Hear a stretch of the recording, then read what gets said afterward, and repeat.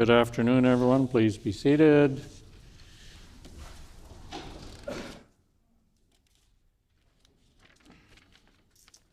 Routine proceedings, introduction of bills, committee reports, tabling of reports, ministerial statements, the Honorable Minister of Innovation and New Technology. Thank you, Honorable Speaker. 2 years ago today, the world witnessed a horrific attack on innocent civilians. As we mark this somber anniversary, we also renew our commitment to fighting anti-Semitism in all its forms and recognize how difficult these past 2 years have been for so many Manitobans. Our government and our province must continue to build bridges of understanding, protect places of worship, and ensure that every Manitoban, regardless of faith or background, can live free from fear and discrimination. In Winnipeg and in Manitoba, we are home to a vibrant and resilient Jewish community, many of whom are my friends and neighbors in River Heights. From synagogues that serve as spiritual anchors and gathering spaces, to the cultural centers that celebrate Jewish heritage and foster community, the contributions of Jewish Manitobans enrich our neighborhoods and our province every single day. Over the past 2 years, however, we have also seen a troubling rise in anti-Semitic hate crimes and incidents here in Winnipeg, across Canada, and around the world. Threats to places of worship, acts of vandalism and harassment have shaken their sense of safety for many Jewish families. These acts are unacceptable, and they must be condemned clearly and always. The Jewish community in Manitoba has shown remarkable strength and unity in the face of this adversity. Their resilience is a testament to the enduring values of compassion, justice, and community that define our neighborhoods and indeed our whole province. I'm proud to be part of a government that is engaged in ongoing dialogue with Jewish leaders and that is working to create safe, inclusive spaces for all. Together, we will ensure that Manitoba remains a place where diversity is celebrated and where hate has no home. We are, after all, one Manitoba. To the Jewish community in River Heights and across Manitoba, we stand with you in remembrance, in solidarity, and in hope. As I wish my neighbors a Shana Tova, I hope that this new year will bring healing, peace, and strength. Thank you. The Honourable Member for Agassiz. Thank you, Honourable Speaker. 2 years ago, the world witnessed the worst massacre of Jews since the Holocaust. 2 years later, this painful mark continues to be felt by Jewish communities across the world. Hamas' attack on October 7th was an affront to humankind that was designed for maximum casualties of Jews and Israelis. One of those murders on October 7th was a Manitoban herself by the name of Vivian Silver. Today we continue to see the devastating war that has already cost thousands of lives, including innocent civilians and children. Meanwhile, several Israeli hostages remain in captivity since the horrific terrorist attacks, and even more bodies yet to be returned. While the people of Israel and Gaza continue to see this devastation before their very eyes, Manitobans and Canadians have also seen the fallout here at home with anti-Semitism at an all-time high. All people, whether here in Manitoba or anywhere else in the world, deserve to feel safe in their homes, safe to practice their religion, and safe to go out with friends to a concert without the threat of persecution or death. We are heartbroken by the human suffering that has taken across the region. and the terrible damage that war and conflict imposes on civilian populations. That is why we continue to call on Hamas to release the hostages and wholeheartedly condemn the killing of innocent civilians, whether they be in Israel or Gaza. Progressive conservatives will always stand for Israelis' rights to exist and defend itself, and we will always support peace and cooperation between Israelis and the Palestinian people to rebuild their lives free of conflict and war. Thank you. The honourable member for Tyndall Park. Honourable Speaker, I ask for leave to respond to the Minister's statement. Does the honourable member for Tyndall Park have leave to respond? Agreed. The honourable member for Tyndall Park. Honourable Speaker, today marks 2 years since Hamas-led militants invaded southern Israel after rocket attacks devastated the area. The attack, which not only hit military targets, also hit farming communities and an outdoor music festival, killing 1,200 people who were mostly civilians, women, and children. They abducted 251 hostages, and while some have been released, 48 hostages remain prisoners, with only around 20 of them believed to be possibly alive today. The attack set in motion events that have led to Israel into combat with Iran and its other allies, including attacks by the United States on Iran's military and nuclear program. 2 years of conflict has taken its toll on all who live in Gaza and Israel, their allies, and their neighbors. The world is involved, with protesters regularly taking sides, angered by the injustice and the failure of democratic solutions and options. Honourable Speaker, this war has taken thousands of lives, cost billions of dollars, and will affect attitudes and economies for decades to come. The world is deeply divided, with regular protests globally and here in our province. The only way for people to heal is to end the war. I continue to stand for an immediate end to the violence and to speak out against anti-Semitism and all hate crime. We need to put an end to the mindset that wars, fighting, and killing are a means for solving humanity's problem. We need more open dialogue. There is no price worth paying in lives lost.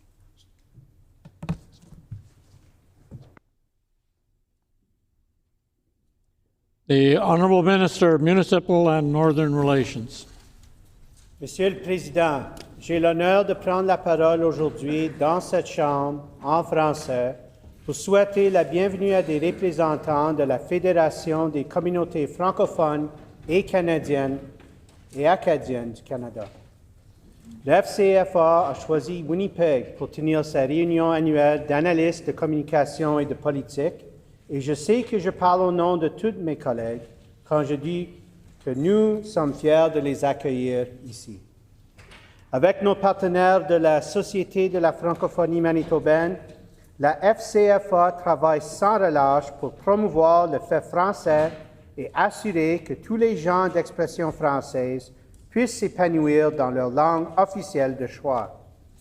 Au Manitoba, nous sommes fiers d'être plus de 110 000 personnes qui peuvent converser dans nos deux langues officielles, qu'il s'agisse de notre langue maternelle ou une langue additionnelle. Mais notre gouvernement n'est pas content de simplement maintenir le statu quo. Nous sommes en train d'effectuer une vaste consultation de la population manitobaine pour cueillir ses perspectives sur comment la rendre, cette province, véritablement bilingue. Grâce à un sondage en ligne, les tables rondes publiques et plusieurs sessions ciblées avec différents secteurs, nous sommes à l'écoute de centaines de francophones et de francophiles qui ont partagé leurs rêves, leurs priorités, ainsi que leurs préoccupations à ce sujet. Nous sommes en train d'échanger avec les directions et présidences des organismes communautaires, les élus municipaux, les entrepreneurs et gens d'affaires, les immigrants, les jeunes, les aînés, les juristes, les experts en bilinguisme, le continuum en éducation, mais surtout avec Madame et Monsieur tout le monde. Monsieur le Président, nous savons que le français unit les peuples, crée des espaces de solidarité et de compréhension mutuelle et ainsi nous aide à mieux imaginer notre avenir partagé. Avec notre objectif de rendre la province véritablement bilingue, nous aimerions favoriser un environnement où la langue française est visible et entendue partout et où son usage est complètement normalisé. Comme gouvernement, nous travaillons déjà pour améliorer les services en français et renforcer la capacité bilingue de notre fonction publique. La création d'une stratégie à long terme sur le bilinguisme et un plan d'action pour la mettre concrètement en œuvre ne peut qu'appuyer notre vision. C'est pour cette raison que la consultation présentement en cours est tellement importante. Il s'agit d'une occasion historique et sans précédent pour décider la place future du français dans notre province. Monsieur le Président, je demande à tous les membres de l'Assemblée de se joindre à moi pour souligner l'impact potentiel du bilinguisme, de reconnaître nos invités spéciaux dans la tribune publique qui ont la francophonie à cœur et de célébrer le fait français au Manitoba. Merci.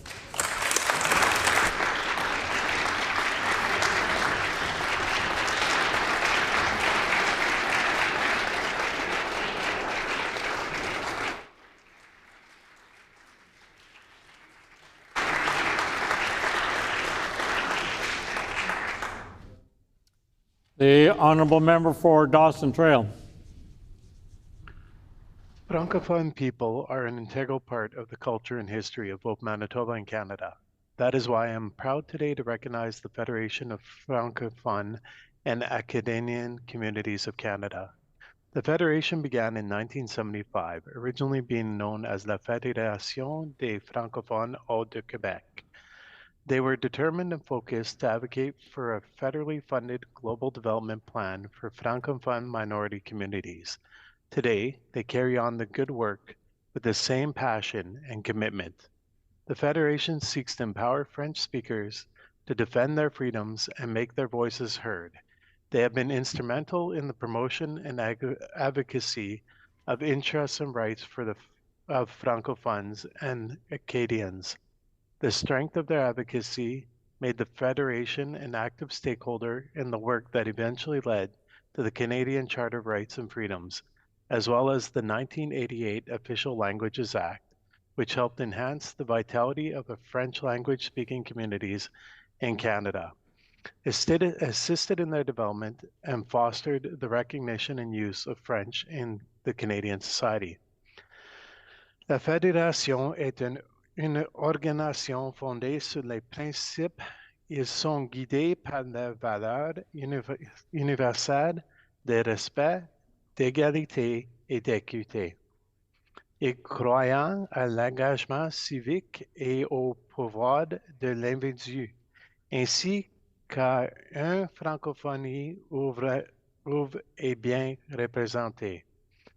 Building connections to your community is of utmost importance. That is why the Federation helps French-speaking newcomers to find a place where they can feel welcome through their Welcoming Francophone Communities initiative. It helps French-speaking newcomers settle in 24 Francophone and Acadian communities in Canada, building connections and feel at home in their new community. This initiative takes a by and for Francophones approach, meaning that Francophone communities members choose and recommend to the department which communities would take part. The Federation for Francophone and Acadians serves as a national voice of the 2.8 million French-speaking Canadians living across 9 provinces and 3 territories. The Federation heads a vast network of organizations and institutions dedicated to the development of Canada's Francophonie. These organizations span a multitude of development sectors and constituencies, including literacy, culture, justice, youth, women, colleges, health, and more. The Federation has worked tirelessly to create positive change in Francophone and Acadian communities bringing people together and giving them the tools they need to succeed. La protection des droits des minorités francophones est d'une importance capitale.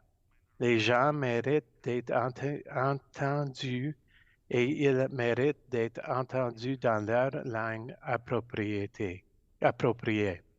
C'est pourquoi aujourd'hui, nous célébrons 5 ans d'engagement de la Fédération et une voix pour les francophones et les Acadiens vivant partout au Canada. Merci.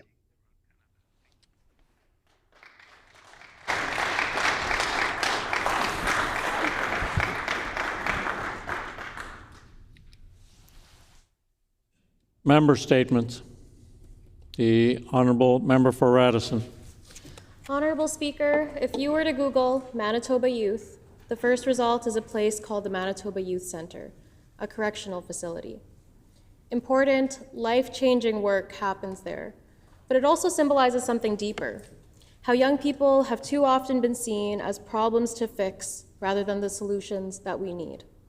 Across Manitoba, students send out hundreds of resumes hoping to hear one call back.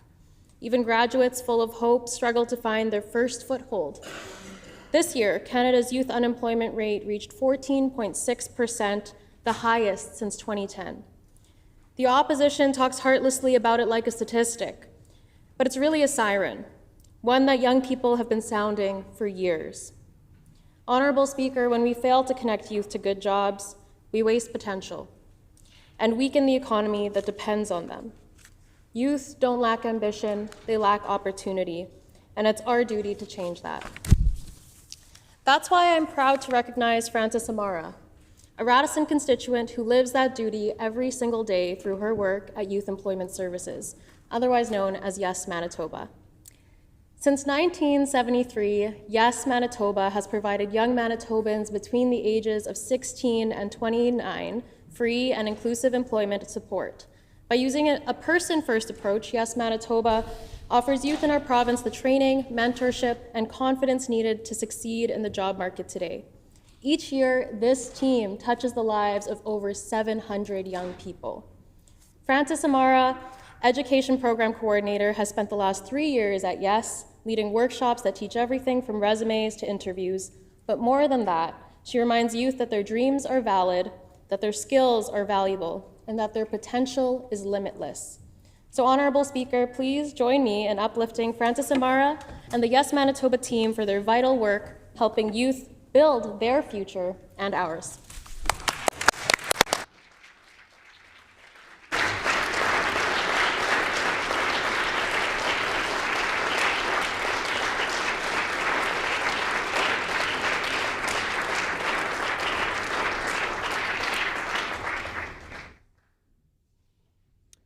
The Honourable Member for Steinbach.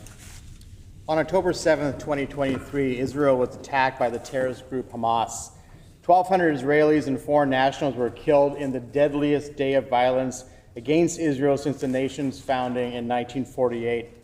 Innocent Israelis were killed in their homes and in kibbutzes near the Gaza border. Civilians attending the Nova Music Festival were murdered, and about 250 people were taken hostage.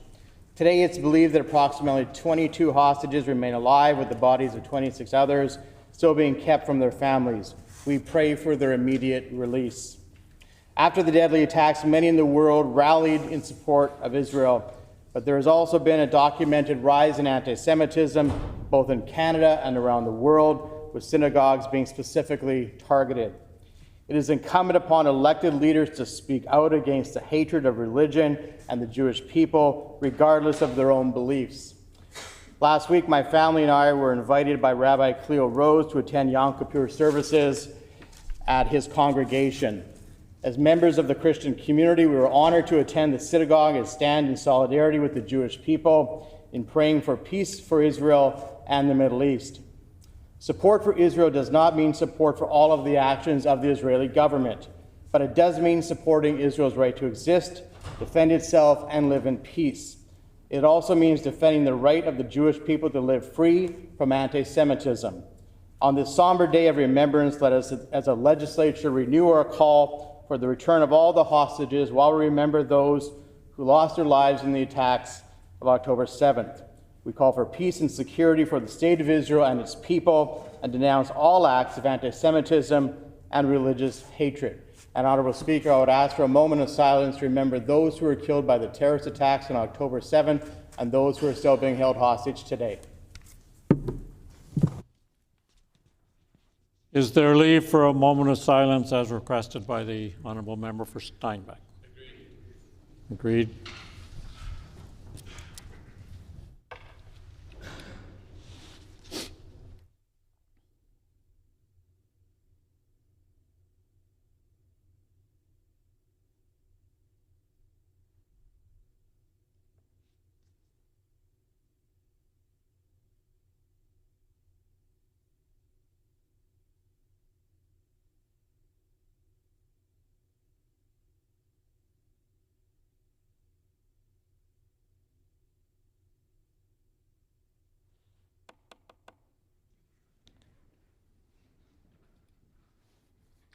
The honourable member for Fort Richmond.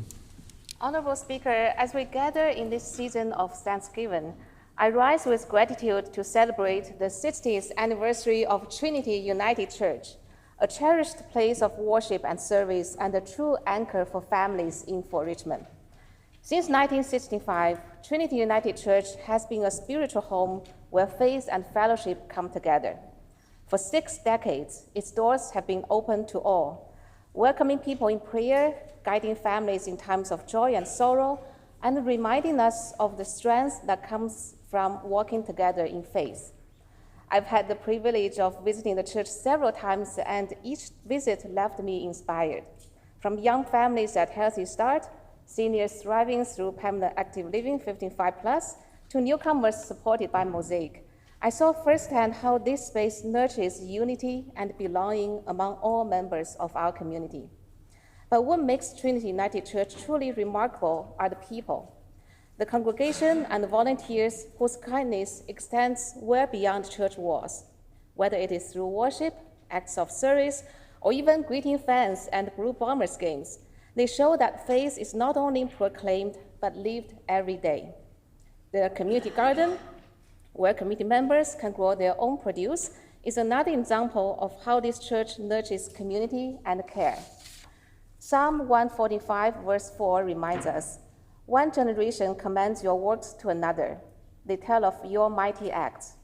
Honorable Speaker, I invite all members of this House to join me in giving thanks for the countless lives touched by this church's ministry. May its legacy continue to inspire, nurture, and unite our community for many years to come. I would like to add my guests' names into Hansard. Thank you, Honorable Speaker.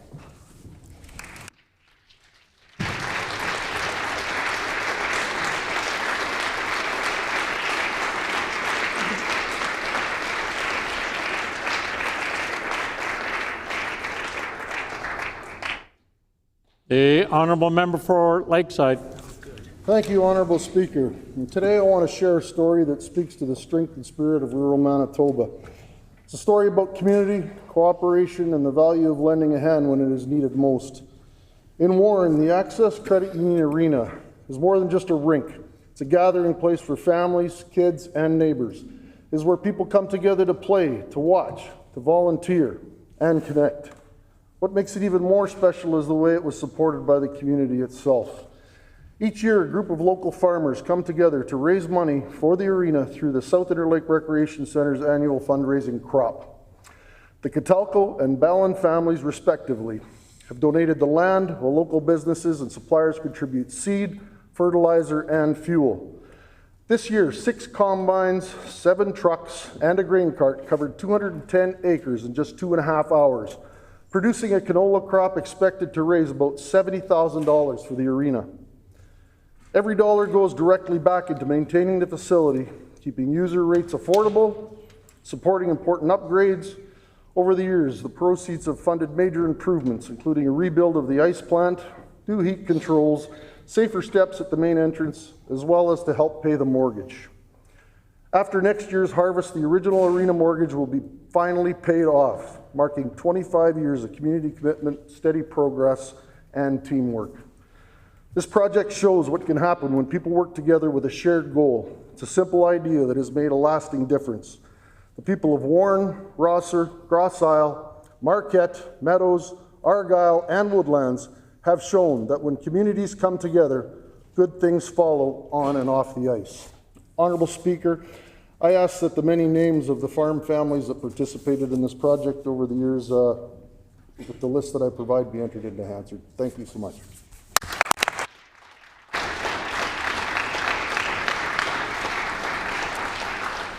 The honourable member for Lajimodiere. Honourable Speaker, I rise today to recognize the Tamil Pavilion at Winnipeg's Folklorama Festival, which this year celebrated its 25th anniversary.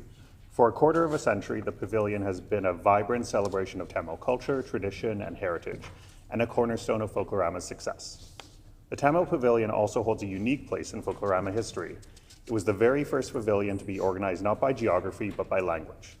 This innovation set an inspiring precedent for others, showcasing the strength and dynamism of Manitoba's multiculturalism spirit. Over the past 25 years, visitors have been welcomed with warmth and hospitality, enjoying the rhythms of traditional drumming, the beauty of the Bharatnatyam dance, colorful cultural displays, intricate art activities such as kolam making, and delicious cuisine that speaks to centuries of history. The pavilion has also been a place of education and understanding, helping Manitobans learn more about the Tamil people's heritage and their journey to Canada.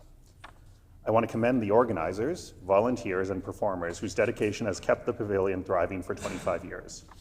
Their efforts not only preserve Tamil culture, but further strengthen the rich multicultural fabric that makes Manitoba so unique. Joining us today are Surashini Thananjayan, Swarnambiga Ponuami, Gauri Subramanian, Swathi Saravanan Planivelu, Bhaskaran Salvaraj, Rathi Sakadananda Pandyan, and Akaleshan Vamadevan. Honorable Speaker, I ask all members of this House to join me in congratulating the Tamil Pavilion on its 25th anniversary and in celebrating the invaluable contributions of the Tamil community to our province. Nandri, and thank you. Well done.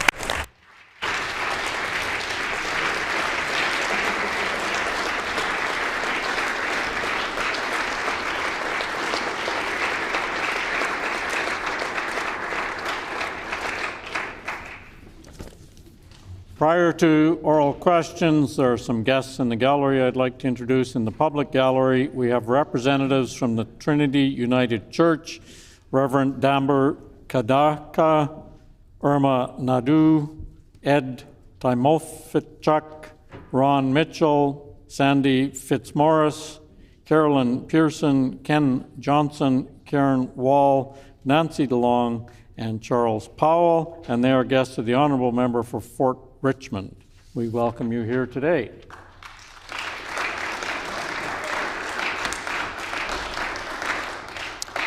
And if I could draw the attention of all honourable members to the Speakers Gallery, we have with us today Susan Ching and her friend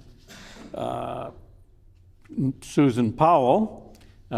Susan Ching is the proud mom of our very own Clerk Assistant Clerk of Committees, Melanie Ching, who happens to be sitting at the table today, and we welcome you both here to the chamber today.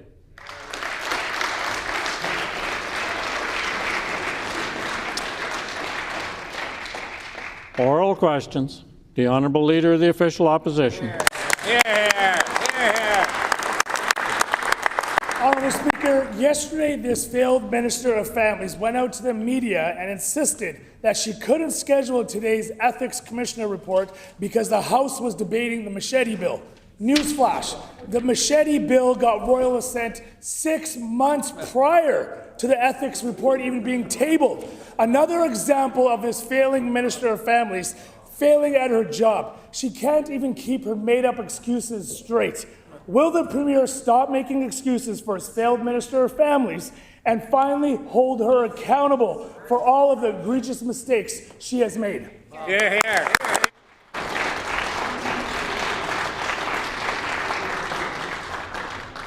The Honourable First Minister. The issue at hand is that member's political mentor, Heather Stephenson, broke the law, violated the Constitution, and ignored your will as the people of Manitoba. After the last election, after she had been rejected by the people of Manitoba, she and some of their caucus members ignored the results of the vote. They tried to ram through a mine that was very, very controversial and that was subsequently rejected by the Environment Department. They did that after they lost power. This is the very last day to have debate under statute for this. The PCs not only broke the law, but have been engaged in a shameful tactic of delay and obfuscation. They have the temerity to show up today and say that they've been asking for debate. Your cohort are going to be fined. You are all guilty of disgrace. Shame on every single one of you.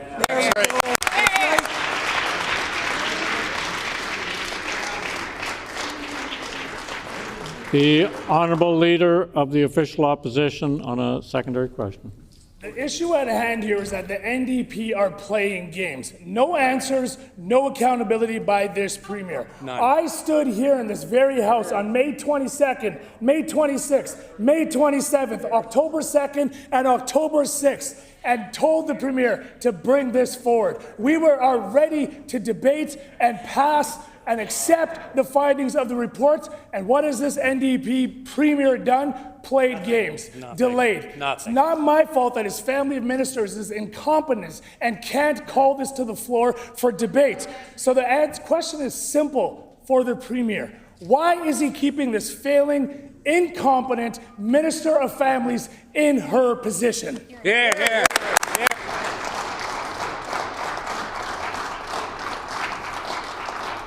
The Honourable First Minister. You know, I'll pull back the curtain a little bit, Honourable Speaker.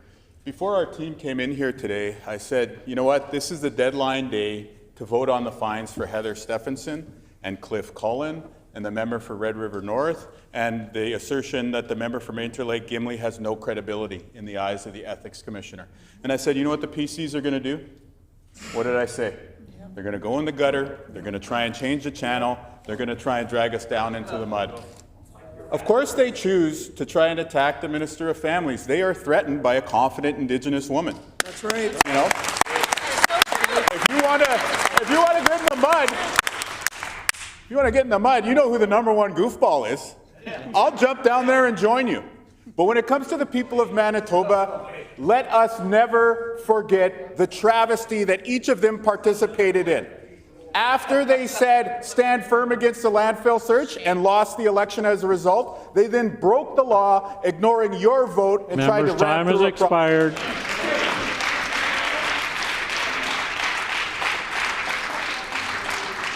The Honourable Leader of the Official Opposition on a final supplementary question.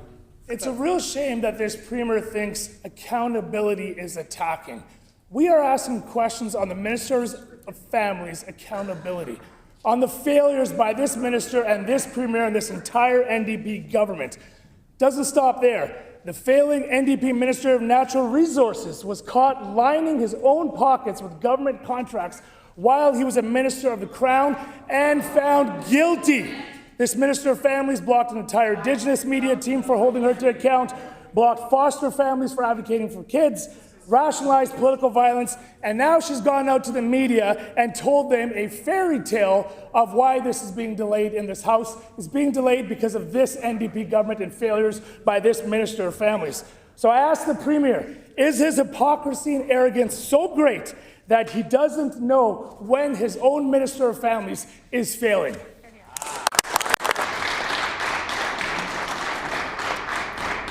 The Honourable First Minister. Well, you know, like I said to our team and I shared with you, they've got nothing. And so they want to drag folks into the mud. For sure, keep attacking me. I signed up for this. But don't go ahead and target other ministers of the Crown who don't have the ability to respond during members' questions. What I would say is this. This is the first time in history a Premier has been fined. This is the first time a Deputy Premier has been fined. The first time another Minister of the Crown has been fined, and this leader is keeping him in caucus. This minister is keeping him in caucus even though the Ethics Commissioner said he has no credibility. there's a certain point in which the mistakes that you were a party to, speaking in the royal you, of course, become the problems of today. Because you know what they're doing here today? They're hiding, they're evading, they're denying accountability. They say they accept the report. Why do none of them accept responsibility? There we go.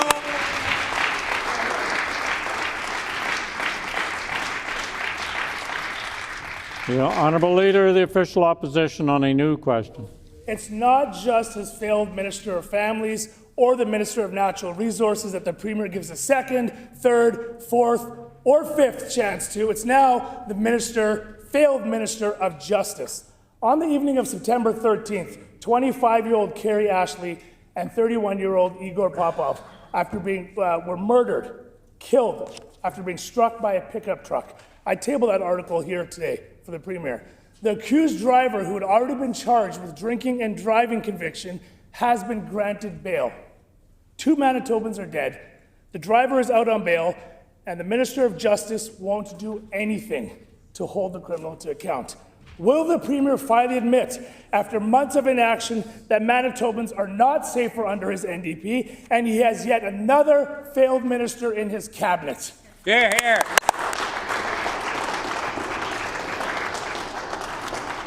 The Honourable First Minister. We're gathered here to vote on the fact that they all broke the law. Oh, don't worry. You'll have a chance to vote on your colleagues being fined soon enough today, I would say to the members opposite. Order. When it comes to the issue of these folks who lost their lives, may justice be delivered swiftly, sternly, and fairly. My heart goes out to those who lost family members. At the same time, when it comes to the integrity, which the members opposite know nothing about, due to their high-fiving of Heather Stephenson and Cliff Cullen and the member for Red River North, and their tolerance of the member from Interlake Gimli with no credibility, I would say he's doing a good job. They canceled ankle monitors. We've done 200. He's enhanced Crown bail policies. Millions in funding, 36 new police officers here in the city when they cut 55 policing positions. It's not only the fact that they broke the law. Time has expired. The Honourable Leader of the Official Opposition on a supplementary question. 2 people were murdered by a criminal that was out on bail under this NDP government. And what does the Premier do? He stands up and plays games, political games. Manitobans are being murdered under this NDP government. And this Premier wants to stand up and take no accountability, no responsibility for his failed Justice Minister. We learned yesterday that an Ontario truck driver involved in a crash that left a mother and her young daughter dead was just released on bail here in Manitoba under this failed Minister of Justice. Why is the Premier doing nothing, absolutely nothing, to keep repeat violent offenders in jail and keep Manitobans Member's time has expired.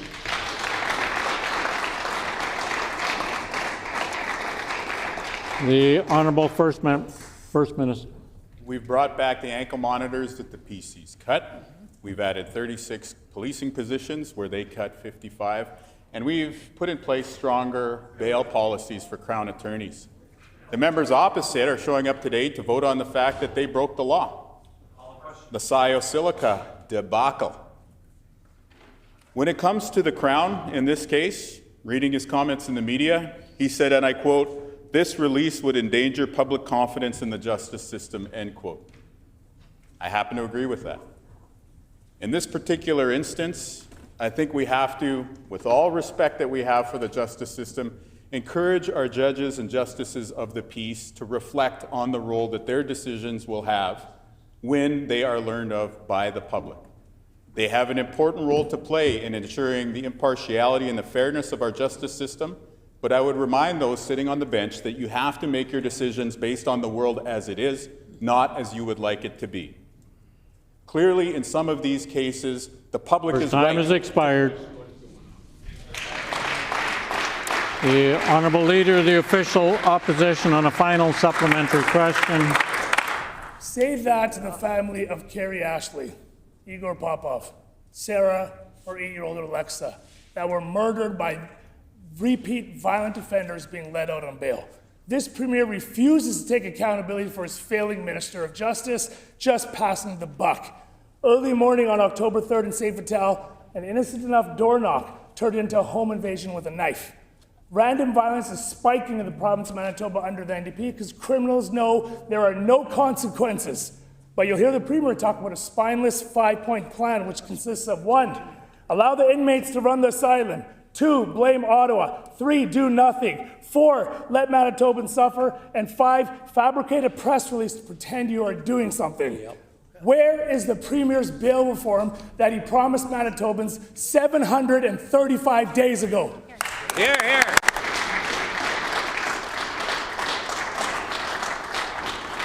The Honourable First Minister. We're working with everybody to make communities safer. And my heart really goes out to people who've been the victims of crime. When we look at what the National Police Federation has said about our actions on bail reform, our 5-point plan, they said that we are a leader when it comes to the actions we've taken.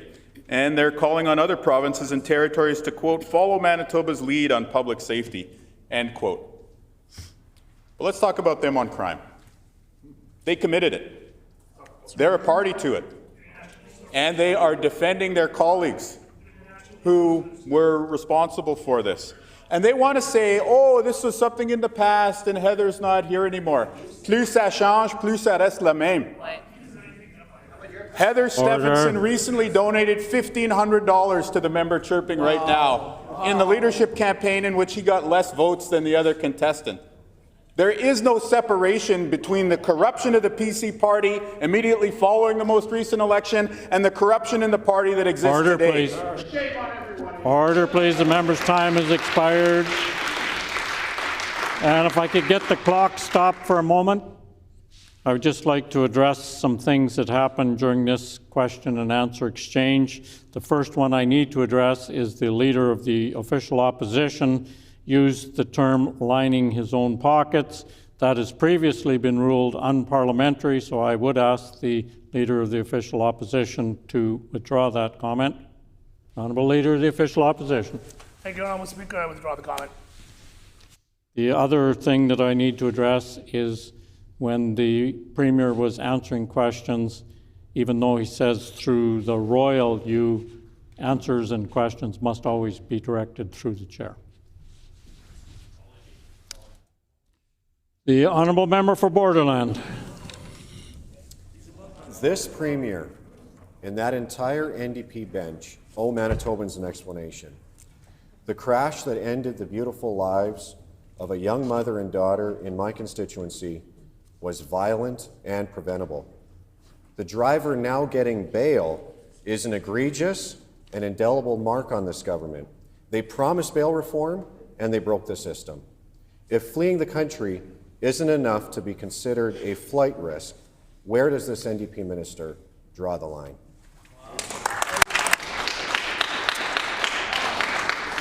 The Honourable Minister of Justice. I just want to start by saying that our heart goes out to the victims of this crime, and it is a terrible tragedy that's affected not only the family but the entire community. With regards to bail, we've made our position very clear since day one. We're going to take action where we can in the province of Manitoba, and we're going to push the federal government to do their part as well. Here in the province, we have a 5-point bail plan endorsed by the National Police Federation. The first point in that bail plan is a new set of enhanced bail policies for our Crown attorneys. In this case, our Crown attorneys did the job that we asked them to do. They followed those policies. And ultimately, we need reform of the bail system at every level. Everyone needs to be pulling together to make the change. Time has expired. The Honourable Member for Borderland on a supplementary question. It's day 735, still no sign of any plan of bail reform, and they promised it within their first 100 days.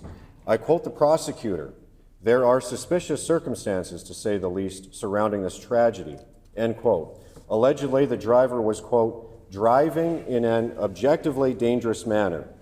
The actions of this driver have left a dear family and a community absolutely shattered. And yet now the driver is out on bail. Why has the NDP Justice Minister allowed this? The Honourable Minister of Justice. Again, as the member opposite rightly pointed out, our Crown Attorney in this case vigorously opposed bail, did his job, and did it well. We also know that there are outstanding questions, and I think many Manitobans are asking that right now.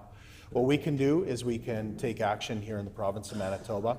Our plan is endorsed by the National Police Federation because it's based on the idea that more cooperation, more funding, and enhanced policies within our department can start to make a difference. Ultimately, we do need reform at the federal level. We're going to be making that case again in the next few weeks with the federal minister directly. We've done that over and over again, and that's why we've been national leaders on this issue. I'd ask members opposite to join us in that important work. The Honourable Member for Borderland on a final supplementary question. All talk, no action. Right. This driver should not have been on the road, much less behind the wheel of a semi-truck. Right. Despite making promises to police, he fled the country the next day. He's now been released on bail just yesterday. Will this NDP Justice Minister admit that he's failed on bail reform?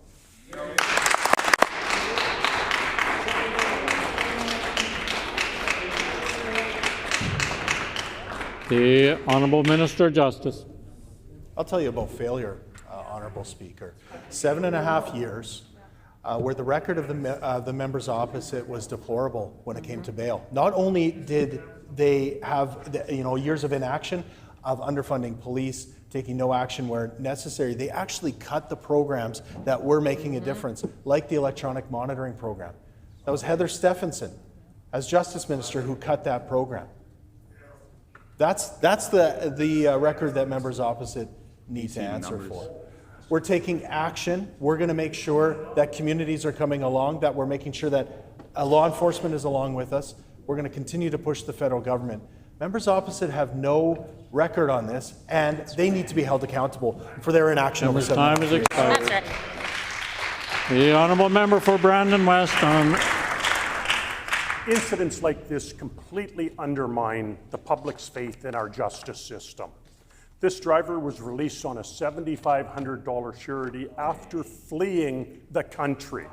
Is that really how low this NDP justice system values the lives of Manitobans?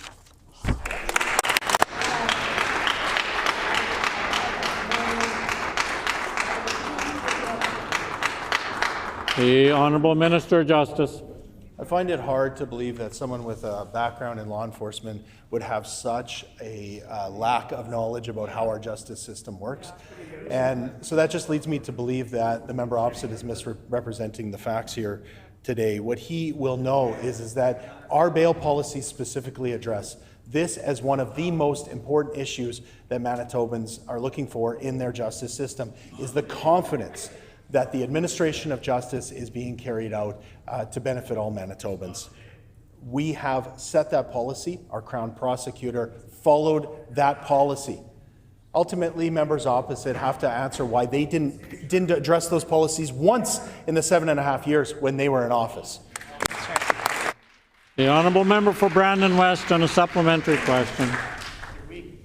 This minister has told this House time and time again about his failed multi-point plans. He isn't getting the point. This failed minister is responsible for the justice system. He's responsible. The buck stops with him.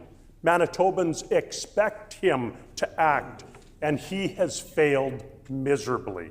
When can Manitobans expect real bail reform that doesn't allow a flight risk to roam free? The Honourable Minister of Justice. Again, it's Clearly, the member opposite is completely unserious when it comes to the issue of bail. And I'm not surprised, because he signed up for a party that not only took us backwards when it comes to the issue of bail, cut the electronic monitoring program, cut the ankle monitor program here in this province. But, you know, ultimately, they were not following the law in a lot of ways, Honourable Speaker. That's what we're here to debate today, in fact, in this chamber, is how members of his caucus that he signed up for, his party that he signed up to run the banner under which what did we see? We saw that they actually broke the law. That's not an issue for debate, and yet this member wants to present himself as Mr. Law and Order. There you go. The honourable member for Brandon West on a final supplementary question. Oh, such hard conditions under this failed Minister of Health. Sorry, this failed Minister of Justice. The accused has a curfew from midnight until 7 a.m. and can continuously roam throughout Ontario and Manitoba. That is the NDP justice system in action. How does this failed justice minister expect Manitobans to have any faith at all in a system that is how this system operates under this minister? The Honourable Minister of Justice. Members opposite, they want to pretend to stand for law and order.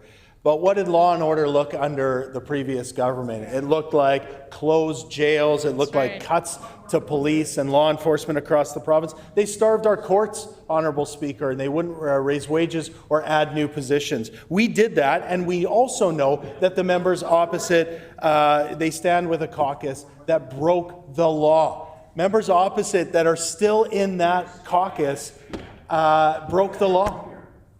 The Ethics Commissioner, there's no debate about it. Now, members opposite have a chance to stand up, to apologize, to show some accountability, and ultimately to vote to censure people within their own caucus. That's what Manitobans are asking for. Time has expired. The honourable member for Roblin.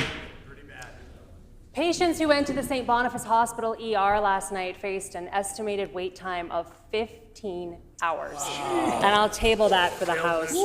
We heard this afternoon from an individual who, as of right now, as we speak, has been in the St. Boniface Hospital ER for 20 hours. Wow! Why are ER wait times so much longer now under this failing NDP health minister than they were 2 years ago? Yeah.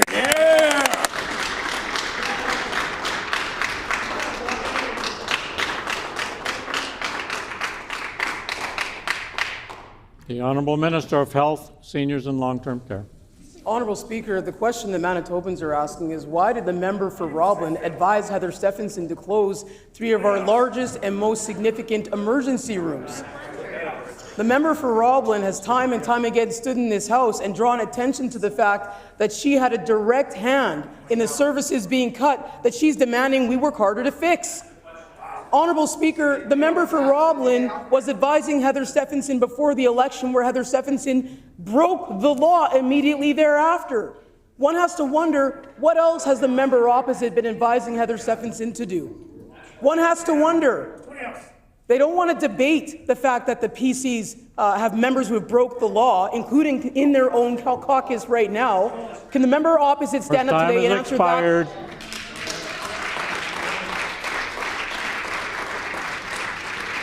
The honourable member for Roblin.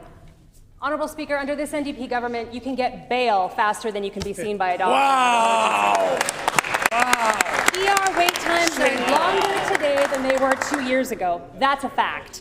Under this NDP government, healthcare is getting measurably worse by almost every metric. Not only are they not keeping their promises, not only are things not getting any better, they are actively getting worse. There are Manitobans who have been sitting in the St. Boniface Hospital ER right now since yesterday afternoon. Wow. Will the minister take responsibility today for the fact that after 2 years on the job, Manitobans are waiting longer in emergency rooms than they were the day they took office? Yeah, yeah.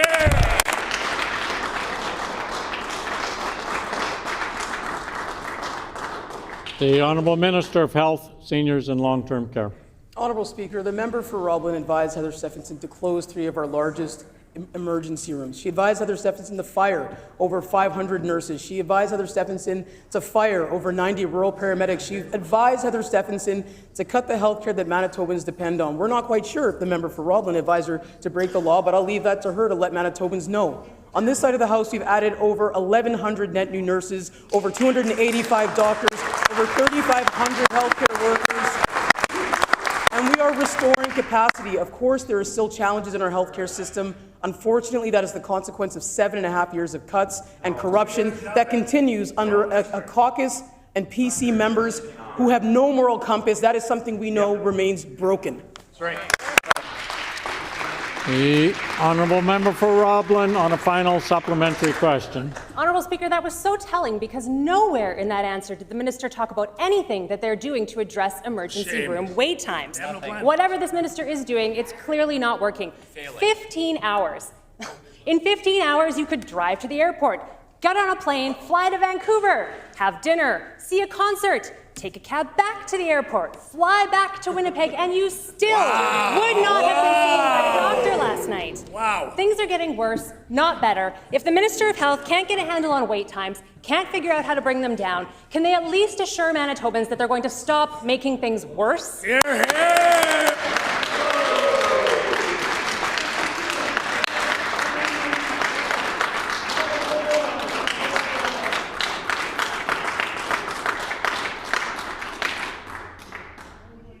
The Honourable Minister of Health, Seniors and Long-Term Care.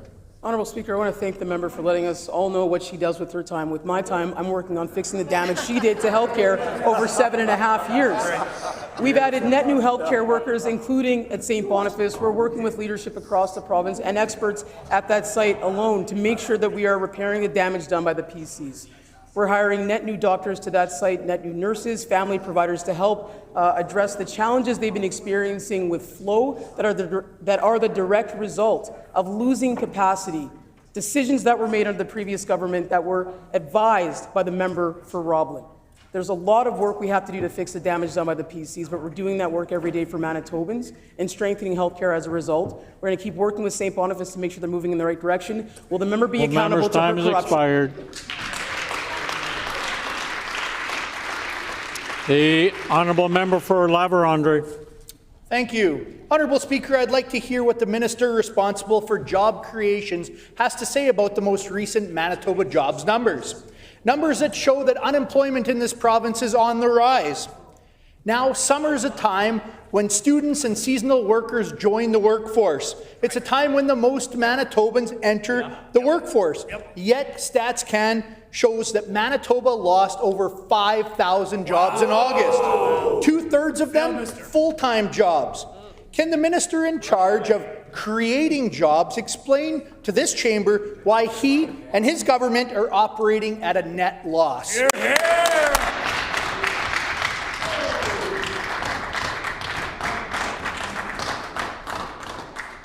The Honourable Minister of Business, Mining, Trade and Job Creation. Thank you, Honourable Speaker.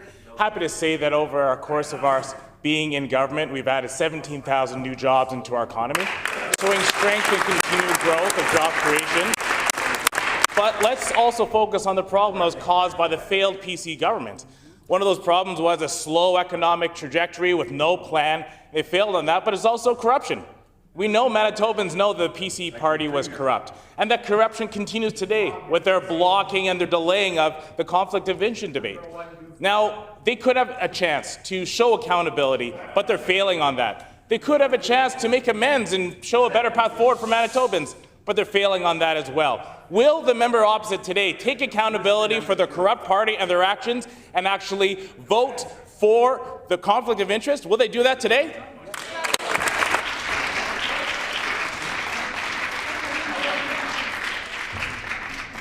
The Honourable Member for La Vérendrye. Well, it's interesting, Honourable Speaker. One of the sectors where we saw the sharpest decline was in manufacturing. 1 month, over 4,000 jobs lost under this minister's watch. But here's the problem.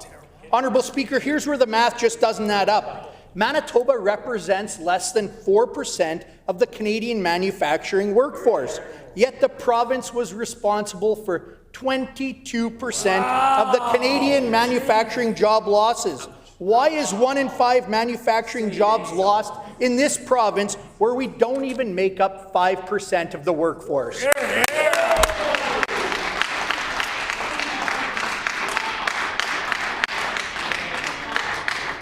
The Honourable Minister of Business, Mining, Trade and Job Creation. Honourable Speaker, we're very happy to have one of the best advanced manufacturing industries in all of Canada right here, the third largest aerospace sector, and our government is doing far more to support them than ever before. But one thing that's threatening our manufacturing space is the tariffs from Donald Trump. And who thanked Donald Trump for those tariffs? Well, it was the member opposite. It was the leader of the opposition party who spent time thanking Donald Trump for his tariffs, the greatest threat to manufacturing here across Canada. Now, that's on top of the record of corruption of the former government. Corruption during their time in office and corruption that continues in today by deflecting and putting off their accountability of their own actions, where we know Heather Stephenson was fined $18,000. Member's time has expired.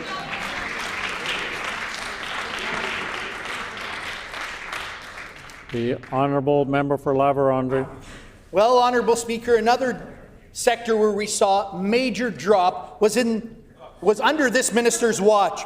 I don't know, maybe he has too much to do in his portfolio, but this minister also oversees the mining sector. Employment in Manitoba's resource extraction sector has declined by 14.3% in August. That's another 1,000 jobs lost. Given this minister's mandate for job creation, and given that jobs keep disappearing under his watch, maybe the next job that should be lost is this minister's.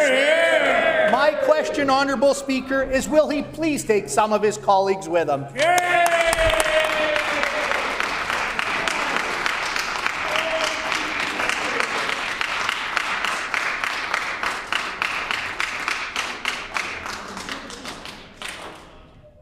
The Honourable First Minister. Minister's doing a great job. That's right. $17,000 jobs added to the economy since we took office. But on the subject of job loss, Heather Stephenson lost her job. Yep. Cliff Cullen lost her job. Yep. The member for Red River North at the cabinet table lost his job. Order. Again, all these folks lost their jobs. And I quote from the Ethics Commissioner's report, voters had rejected the former government and placed their trust in a new government. They broke the law. They ignored your will. There's too much corruption in the PC Party of Manitoba. This is a party of rich city people who go around and pretend to be rural. None of them own a gun. None of them can tie a clove hitch. None of them can drive with a trailer hitch. They put on the rural flag at election time and they come here and do insider deals that the Ethics Commissioner just blew the cover off. Shame on them. Rural Manitoba's too smart to fall for that one again.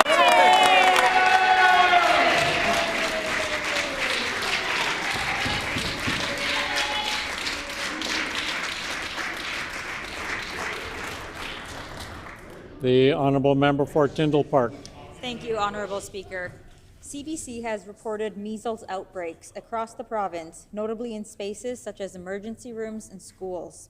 The Canadian Journal of Public Health has highlighted that vaccination rates for 2-year-olds have noticeably lowered since 2019. This is very worrisome as Manitoba has reported over 200 cases of measles since the beginning of the year. What is this government doing to educate and encourage our population to prevent the further spread of measles? The Honourable Minister of Health, Seniors and Long-Term Care. I want to thank the member for Tyndall Park for that really important question and timely question. We are in a time of year where we're encouraging Manitobans to get vaccinated. We've been working really hard with our public health experts and our Chief Medical Officer of Public Health, Dr. Rusin, to make sure that Manitobans have access to the information that they need to make the most informed health decisions to keep themselves, their loved ones, and communities protected, safe, and healthy. As a government, we've taken steps to make sure that the measles vaccine is more readily available in communities where we know that there are increased cases, and we have public health workers who are going out in community, meeting people, face to face, hand by hand, to make sure they have the information to make the right choices to stay protected. So go out, get vaccinated. Now is the time. The honourable member for Tyndall Park on a supplementary question. Thank you, Honourable Speaker. Measles is a highly infectious disease that spreads very easily and often results in high fevers, rashes, and in extreme cases, pneumonia, brain swelling, or respiratory failure. These are extremely dangerous for affected children, and we must remember that these are conditions that can reoccur into adulthood. Can the ministers share what steps they have made in tracking outbreaks and protecting the public? The Honourable Minister of Health, Seniors and Long-Term Care. Really important question. I want to thank our public health experts and the public health nurses, several of which I actually just met with a few weeks ago, who do the work of contact tracing, going out in communities, making sure people have the information they need. They follow up with families, they follow up with sites, they get the information out there by way of bulletin regularly where it's needed. We want to make sure that we're providing people the information that they need, but we're staying on top of measles and other communicable illnesses in our province to keep people safe. I want to acknowledge that there was a tragic death of an infant in Alberta, measles related. That is an absolute tragedy. Measles is preventable for so many people if we are vaccinating at the rates that we need. It's part of the reason why, as a government, we've been very clear that we stand with science, we stand with experts, and we advance their clinical expertise. First time has expired.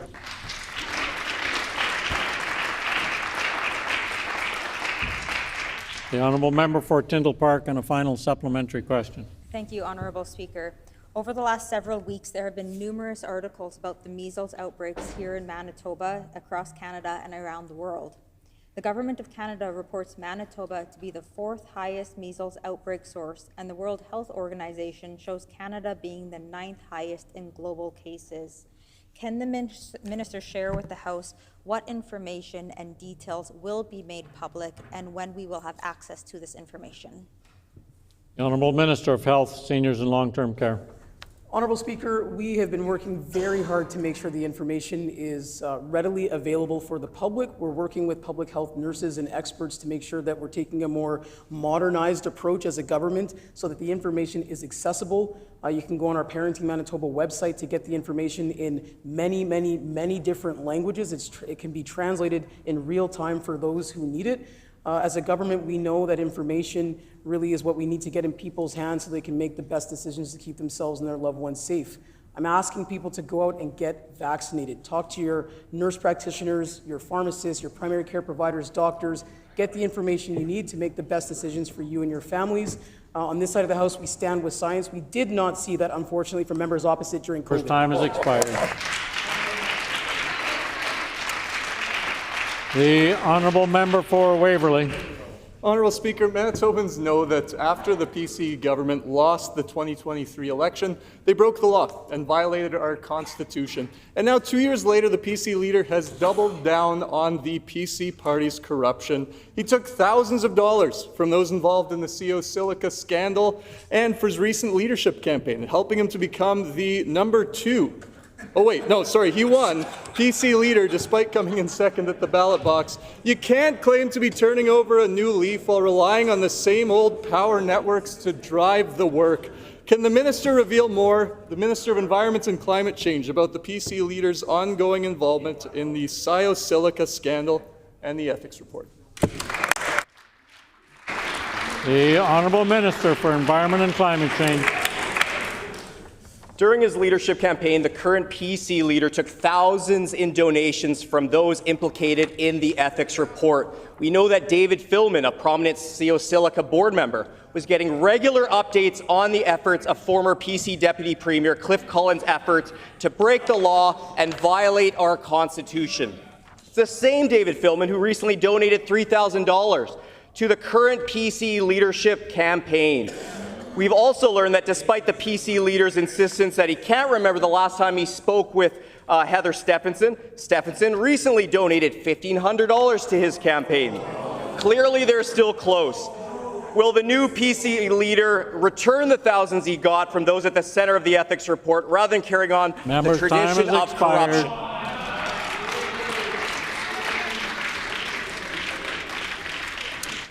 The honourable member for Lac du Bonny. Thank you, Honourable Speaker. Honourable Speaker, September 19th, 2025, I wrote a very urgent letter to the ministers on behalf of my constituents and municipalities. I wrote the Premier, no reply. I wrote the Natural Resources and Indigenous Futures Minister, no reply. Minister of Environment and Climate Change, got a reply. He said it was the Natural Resources and Independent Futures job. Agriculture Minister in Crowns, no reply until October 2nd, said it's the Infrastructure Minister. So I'm asking today, which minister is responsible, and it's their duty to protect every Manitoban's right to access to Crown lands? Which one's going to answer? Good question.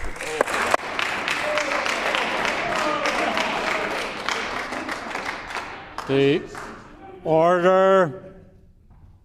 The Honourable First Minister. It's clear to everyone involved that no one in the PC benches has read the Ethics Commissioner's report. There was a series of transgressions. Pay attention, because this one's going to be good. There was a series of transgressions carried out by the member for Interlake Gimli, the member for Red River North, Heather Stephenson, Cliff Cullen, also implicated the member for Steinbach in the report. Order. Now, what did the Ethics Commissioner find? He said Order, please. Order, please. The honourable member for Steinbach will come to order. The Honourable First Minister.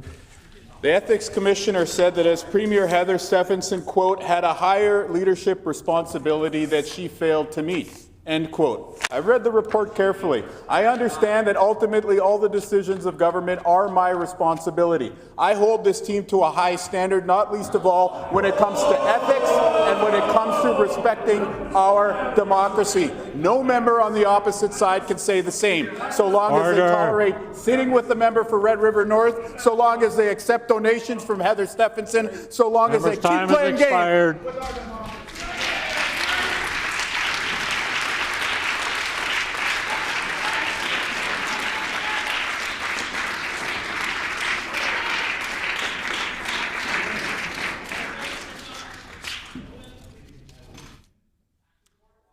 Order.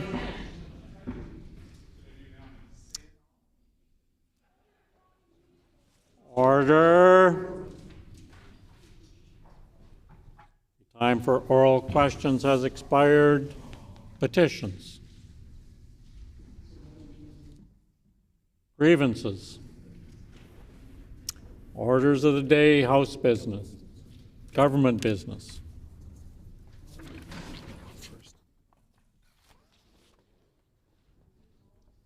Order, please. I have a statement for the House. Today is the 10th sitting day since the tabling on May 21st, 2025 of a report from the Ethics Commissioner. The procedure for consideration of reports from the Ethics Commissioner by the Legislative Assembly of Manitoba, adopted by this House on October 2nd, 2024, and amended on March 11th, 2025, includes the following provision. If the government House Leader does not call the motion for debate by the 10th sitting day after the report was tabled, the Speaker shall call the motion for debate on that day.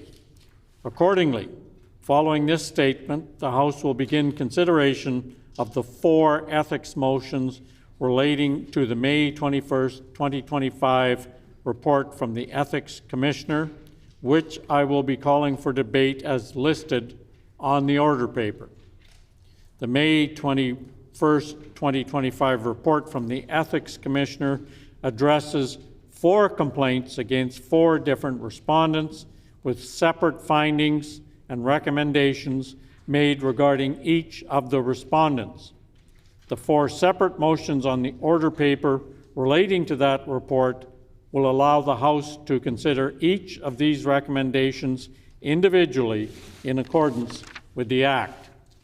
The procedures for consideration of the ethics report agreed to by the House last year, which I noted a moment ago, did not contemplate a report structured in this way. To be clear on this point, as the report from May 21-25 is structured differently than earlier reports, the procedures used to consider previous ethics report motions are not a perfect fit for these motions. My preference would have been for the House to amend the previous agreement by leave to suit this report. I understand from consultations with the House leaders that they've been unable to agree on how to update these procedures. I have, however, considered their opinions on this matter when determining how the House should proceed with these motions. As these 4 ethics report motions must now be called for debate, and in the absence of a revised agreement from the House, as your Speaker, I am obligated to interpret that agreement to enable the House to proceed with the debate.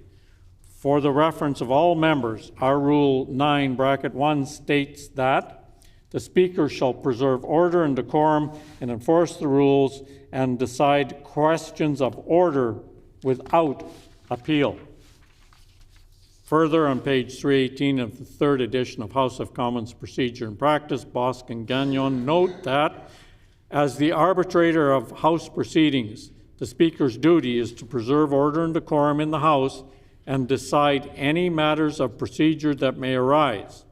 This duty carries with it a wide-ranging authority extending to the conduct of proceedings and the rules of debate. It is on this basis that I am providing an interpretation on the question of order relating to the operation of the procedures and for the consideration of reports from the Ethics Commissioner. For context, I will remind members that the House agreement on this procedure includes the following provisions. 1, the statutory requirement that the Assembly must consider a report of the Ethics Commissioner within 10 sitting days after the report is tabled in accordance with Section 51(1) of the Conflict of Interest Members and Ministers Act shall be met through the House's consideration of an ethics report motion.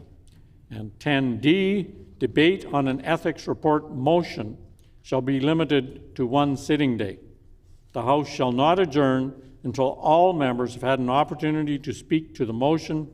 When there are no further speakers in debate, the Speaker shall put the question. Note that the statutory obligation for House consideration within 10 days relates to the report as a whole, but the wording of the agreement specifies only that the debate on any motion must be concluded on the same day it is called. Accordingly, I am ruling that the individual ethics report motions currently listed on the order paper are not required to be called for debate on the same sitting day, and therefore may be considered by the House on separate sitting days. Please note that until the House agrees on a different procedure for such a process or adopts these procedures as rules, this ruling shall serve as a precedent for consideration of future reports from the Ethics Commissioner with more than 1 respondent and more than 1 recommendation. If the House wishes to make any changes to these procedures this session, I would urge the House leaders to reconsider the terms of the agreement on this matter and come back to the House with a leave request. Finally, I would remind all members that the agreement governing these procedures will remain in effect only until the end of the 2nd session of the 43rd Legislature. It is therefore incumbent on the Standing Committee on Rules of the House to convene and consider adopting these procedures as part of our rules. Thank you for your attention to this matter. Now, as noted a few moments ago, the House will now begin consideration of the 4 ethics motions relating to the May 21st, 2025 report from the Ethics Commissioner, which I shall be calling for debate as listed on the order paper. I will remind members that the procedure for the consideration of these motions, as previously agreed by the House. These provisions will guide debates on all 4 motions to be considered by the House today. 1, the debate shall be limited to 1 sitting day. 2, the House shall not adjourn until all members have had an opportunity to speak to the motion. 3, an ethics report motion cannot be amended. 4, the Speaker shall read the motion to the House to open the debate. 5, during the debate, no member shall speak longer than 10 minutes. 6, all members may speak to the motion in the following sequence. The first, the subject of the complaint or a member of their party, followed by the complainant or a member of their party, followed by a rotation between speakers from each recognized party, followed by an independent member, followed by any members wishing to speak, repeating this rotation. Before reading each motion to open the debates, I will read into the record the relevant recommendation contained in the May 21st, 2025 Ethics Commissioner's report for each respondent. So the first motion before the House relates to Heather Stephenson, the former member for Tuxedo. On page 100 of the May 21, 2025 report, the Ethics Commissioner wrote, "For the reasons given above, I submit the following findings and recommendations to the Legislative Assembly. Heather Stephenson breached the Act and should be fined in the amount of $18,000. The motion before the House, then, is that the Legislative Assembly accept the findings regarding Heather Stephenson, the former member for Tuxedo, in the conclusion of the report of the Ethics Commissioner dated May 21, 2025, and order that the penalty recommended by the Commissioner be imposed." The floor is now open for debate. The honourable member for Springfield-Rashott. The Progressive Conservative Caucus accepts the Commissioner's report. We have been ready to vote on this matter since the spring sitting. The Honourable First Minister.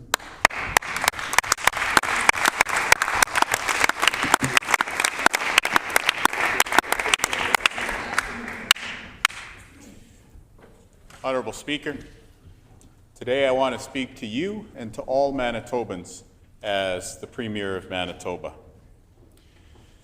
The basic function of this chamber is to see the exercise of your will, to see the exercise of our democracy, and to honor that hallowed gift that we call the franchise in this beautiful country of Canada. Your franchise is exercised on Election Day to choose your next government. The members opposite might envision a world in which the rich are all powerful. But on this side of the House, we think it's a beautiful thing that on Election Day, even though there might be differing degrees of power throughout the rest of time, on Election Day, everyone's vote counts for the exact same amount. So we are all equal. This is what the members opposite violated. This is what they tolerate in their caucus today.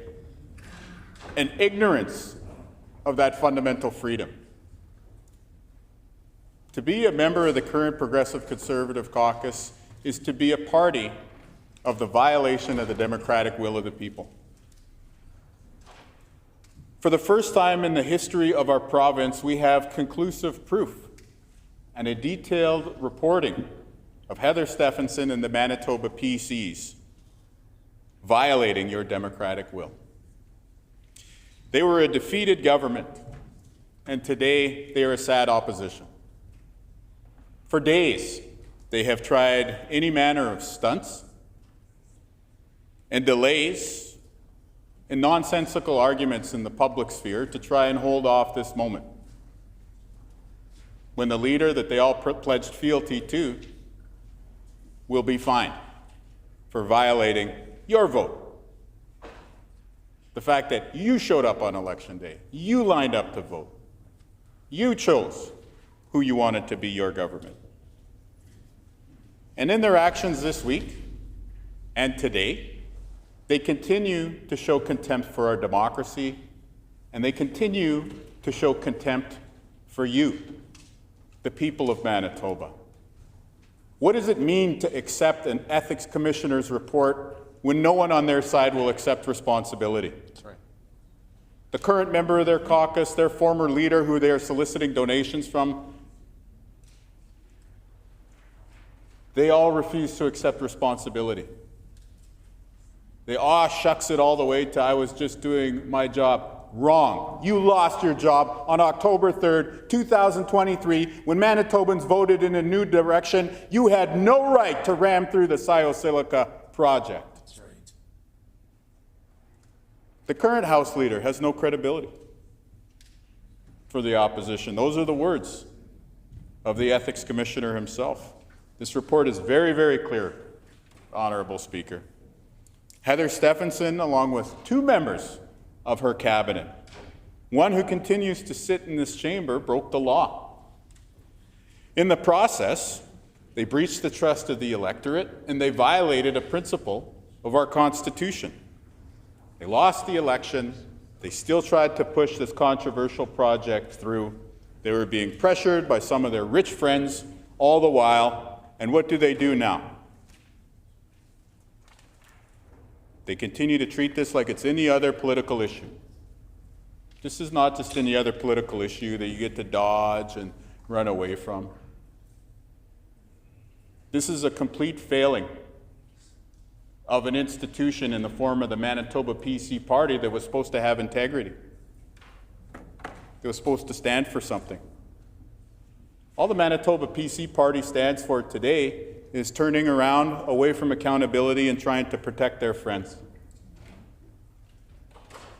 What compounds that is that they then have the temerity to look at disadvantaged people in our society and judge them as being morally failing, when they themselves cannot accept the light of accountability. The severity of Heather Stephenson's transgression cannot be understated. The Ethics Commissioner said Heather Stephenson, and I quote, had a higher leadership responsibility that she failed to meet, end quote. For context, just to spell it out, that means amongst a crew of moral failures, Heather Stephenson was the biggest moral failure of all. I wouldn't call that person for a donation. Shame on the Leader of the Opposition for doing so. Let me be unequivocal. In our democracy, when the people speak, exercising their franchise that was fought for and defended by our veterans, political candidates have to listen. What separates Canada from banana republics is the fact that we have orderly transitions of power. At the heart of this case is the ignorance of the responsibility to participate in the orderly transition of power. Thought of in another way, if the PCs were in charge, we would continue marching towards banana republic status. When you govern without integrity, when you cover up for people without integrity, of course you deserve to lose the confidence of the people of Manitoba. But then, if you ever hope to have the ability to stand up in front of the people again, you should relinquish power gracefully. We never saw that from the PCs. The Commissioner sums it up, and I quote, "The concept that a government must have legitimacy to govern, the confidence of the people is not complicated," end quote. The PCs were illegitimate. Their responsibility was to ensure the transfer of power. Instead, as the Ethics Commissioner states plainly, they broke our constitutional rules and our laws to advance a private interest, inappropriately. The ethics report says, and I quote, "The efforts to have the project's license approved by Ms. Stephenson, Mr. Cullen, and the member for Red River North were taken despite their knowledge that voters had rejected the former government and had placed their trust in a new government." It was ignored. $18,000 as a fine to a rich person? It's probably not enough. But that's what we have the opportunity to vote on today. $18,000 of a fine to Heather Stephenson for ignoring your direction as the people of Manitoba. Hopefully the PCs and their party won't pay these fines for these members. We know they don't have the money to pay for their building, much less fines, but we better make sure, I would say, collectively, as the public sphere. Beyond this, I just want to point out the member of Springfield Rashad is heckling. He heckles because he has nothing to say. Given the opportunity to address this historic moment, he said 2 lines, scribbled onto a piece of paper he holds up now.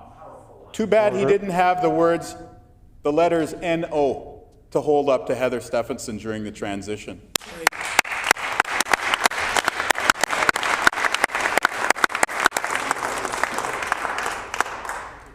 Kevin Klein, Rochelle Squires. Not that we hold them up to be any sort of moral vanguard on a given day, but they had the sense to say this is wrong to their colleagues. Why didn't the member for Springfield Rashad? Why didn't any of them? Why did they stand here and guffaw and clap enthusiastically for Heather Stephenson after this became public? Marching in here, following her into the chamber as leader. Good job, Heather. Wrong. It's in moments like these that you discover what people are made of, and every single person on the PC bench has failed the test. And anyone who chooses to run for the PC party now, under this iteration, fails the test too. This is a morally and financially bankrupt political operation on the other side. As my colleague for the member for Riel has outlined, there are still many questions to be answered here. He's outlined these publicly and in his complaint. But the biggest question of all, why did Heather Stephenson do it, remains unresolved to this day. I'll point out for the record that the Conflict of Interest Commissioner, the Ethics Commissioner, said that pretty much all the testimony of members of the PC cabinet he received was contradicted by the facts. All members' time has expired.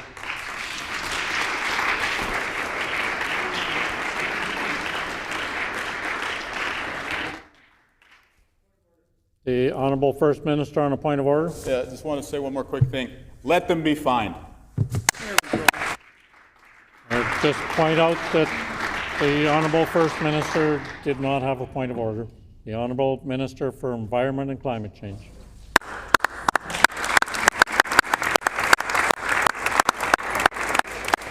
Thank you, Honourable Speaker. It doesn't give me any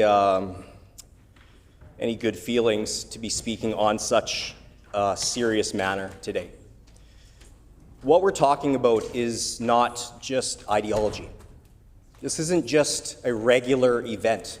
This isn't just a regular issue where we have a disagreement based on our upbringing, our background, how we see the world. This is, in fact, an affront to democracy. What we're talking about, the Caretaker Convention, is a basic tenet of democracy. At its heart is that the will of the people must be respected. That's what it's about. On October 3rd, 2023, the people of Manitoba spoke overwhelmingly, and they showed the PCs the door. And whether you voted for them, or voted for us, or voted for another party, or spoiled your ballot for that matter, it is incredibly important that we respect the will of the people. That's why we're sent here. That's what this is all about. We can have disagreements about how do we measure certain things, how do we get to the right outcomes in healthcare, what should we do when it comes to addressing crime, what should we do on education, with the environment. We can talk about all of these things. That's part of our job. That was not done here. Instead, what we have are people that were shown the door, still trying to rule. for the benefit of their friends. This is the definition of corruption. And it's outlined throughout the report. This is exactly what our veterans fought for. We saw some veterans earlier today that were watching over some of the proceedings, and I think that each and every one of them that have fought for our freedom would be embarrassed about what has taken place within the PC party. We have people that remain in the PC party that had key roles in this. We have the member for Interlake Gimli that, while he's not charged in the same way that the other 3 members are, he's outlined 47 times. He knew about all of these things. It's clearly stated by the commissioner. And so, if nothing else, he is a party to this. Likewise, the member for Red River North was the go-between of all the different ministers, the people that lost their job on October the 3rd. And he went and would try to come up with different solutions, come up with different options for them. That was wrong. And it makes you wonder, and I'm sure there's Manitobans from all corners of our great province that are wondering, what else did people know? What else did the former cabinet know? Who else was implicated in this? I find it hard to believe that only 4 people knew about this. Usually, if that large of a number of people are talking, I would imagine that the team knew. And yet, we look across the chamber and we have the PC party just completely disengaged, completely okay with what happened. And it's an absolute shame. And you should feel shame. You should be ashamed that you're a part of a party that doesn't believe in democracy. You are literally marching towards some sort of totalitarian state. Yeah, snicker and laugh, because that's showing your true character. We on this side of the House believe in democracy. The people of Manitoba believe in democracy. At the end of the day, we're all at the will of the people. I represent the great constituency of Riel, and every 4 years, I will go and seek their approval. And if the day ever comes where they decide, you know what, it's time to see someone else in the chair, I will accept that graciously. But that's not what we had here. It's not at all. And that is absolutely shameful. And so I look across the chamber at these folks. And each and every one of you should feel that shame. Order, please. I would just remind the member that a couple of times now he's directed his comments directly across the chamber. All comments must go through the chair. Honourable Member, the Honourable Minister of Environment and Climate. Thank you, Honourable Speaker, for the reminder. Now, in terms of Heather Stephenson, we know that she was directly involved. She was being updated all the time. The former the deputy premier was updating her regularly. They spoke on a daily basis. But what did she say? She went to the media when she was asked about it after this report, after the complaints went forward, and claimed she didn't know anything about CO Silica. No, of course not. I don't know anything. I have no conflicts. Even though other members, including the member for Red River North, clearly implicated her and said that she did, that she couldn't direct it herself because that would look bad. And at least my predecessor, Rochelle Squires, had the good sense. I don't agree with Rochelle Squires on a lot of different issues, but at least she had the good sense to say, no, I was not elected on October 3rd. I was not re-elected on October 3rd. And so I will not force through this controversial mining operation that the premier, that the deputy premier, that the member for Red River North, that the member for Interlake Gimli knew about. At least the former minister, Kevin Klein, said no. He knew better. So it's not about ideology. It's not at all. It's about democracy. Honorable Speaker, this is a dark day. Like, I cannot remember. I've been following politics a long time. I'm a politics geek, and I like to nerd out on it, and I'm sure that there's a lot of people in this chamber that feel the same way. I cannot remember a time when something like this has taken place. I guess the 1995 vote rigging scandal comes to mind, which was also a part of the PC party. That's the only time that I can remember. That is a shameful display. And I guess we've come full circle that in 1995, under Gary Filmon and his crew, that there was a absolutely shameful act. And then there's his son, David Filmon, who's now implicated in this, trying to get this, board member of CO Silica, trying to get that mining through back channels.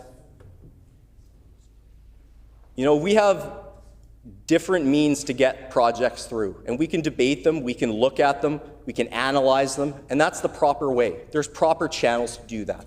You can advocate, you can do different things, but not when you've been shown the door, because that is wrong. When the voters have spoken, it's incumbent on all of us to respect that.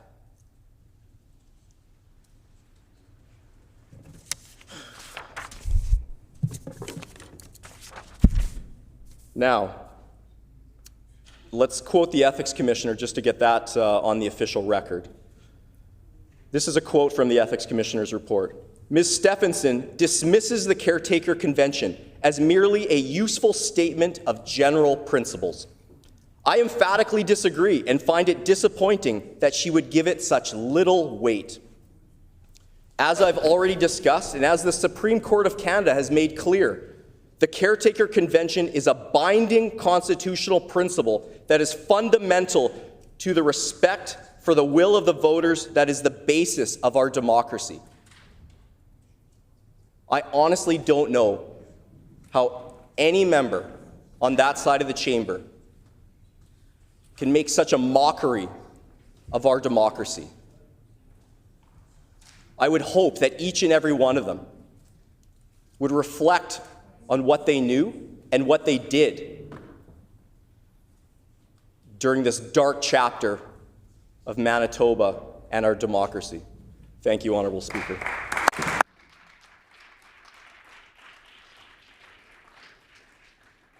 If there are no further members wishing to debate, is the House ready for the question? So the question before the House is that the Legislative Assembly accept the findings regarding Heather Stephenson, the former member for Tuxedo, in the conclusion of the report of the Ethics Commissioner dated May 21, 2025, and order that the penalty recommended by the Commissioner be imposed. Is it the pleasure of the House to adopt the motion? Agreed, and so ordered. The Honourable Member for Waverley. You need a minister. Yeah, so just stand up and ask for a recorded vote. Yeah. The Honourable Minister of Health, Seniors and Long-Term Care. Recorded vote, please. A recorded vote has been asked for. Call in the members.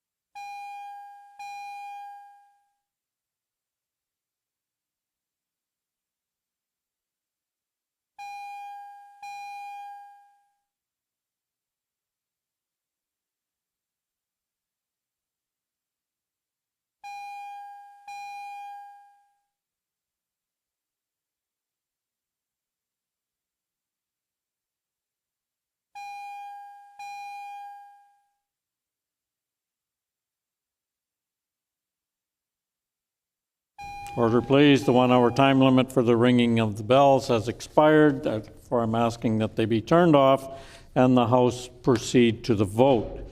So the question before the House is that the Legislative Assembly accept the findings regarding Heather Stephenson, the former member for Tuxedo, in the conclusion of the report of the Ethics Commissioner dated May 21, 2025, and order that the penalty recommended by the Commissioner be imposed. All those in the House in favor, please rise.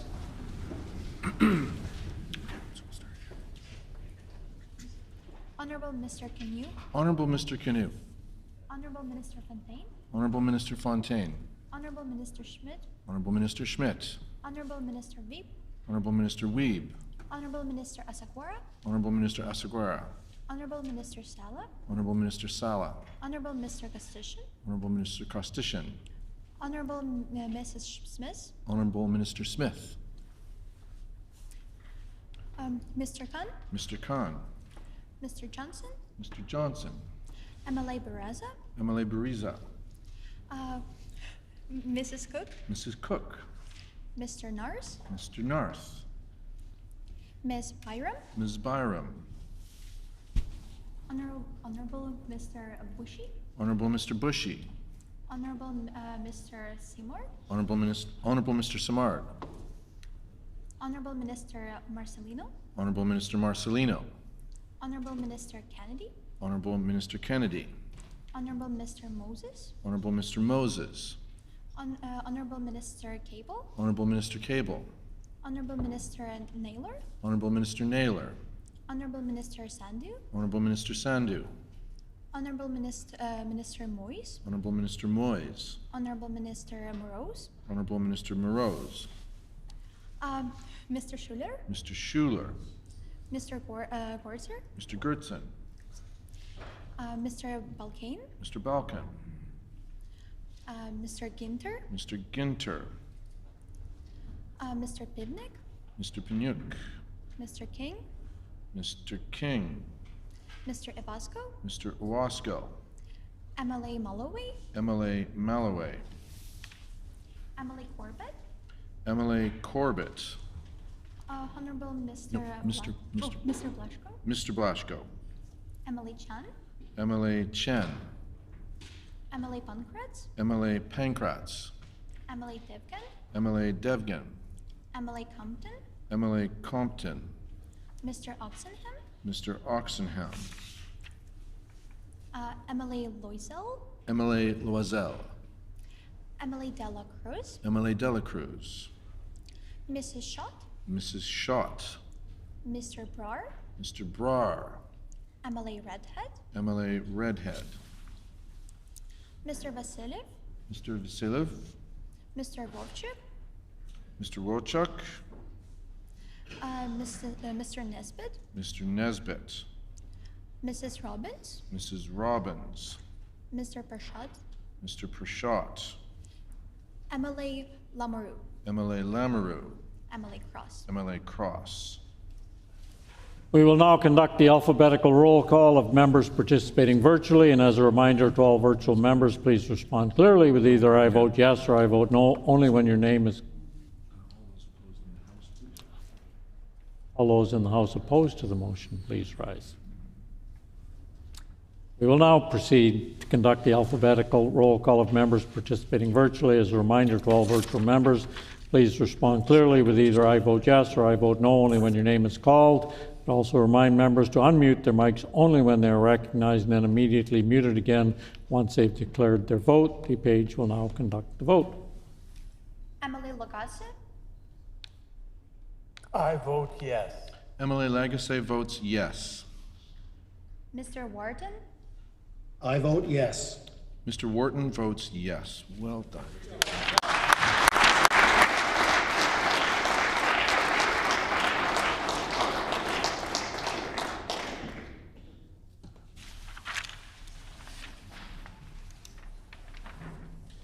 Ayes 53, nays 0. The motion is accordingly passed. We will now move on to the next one.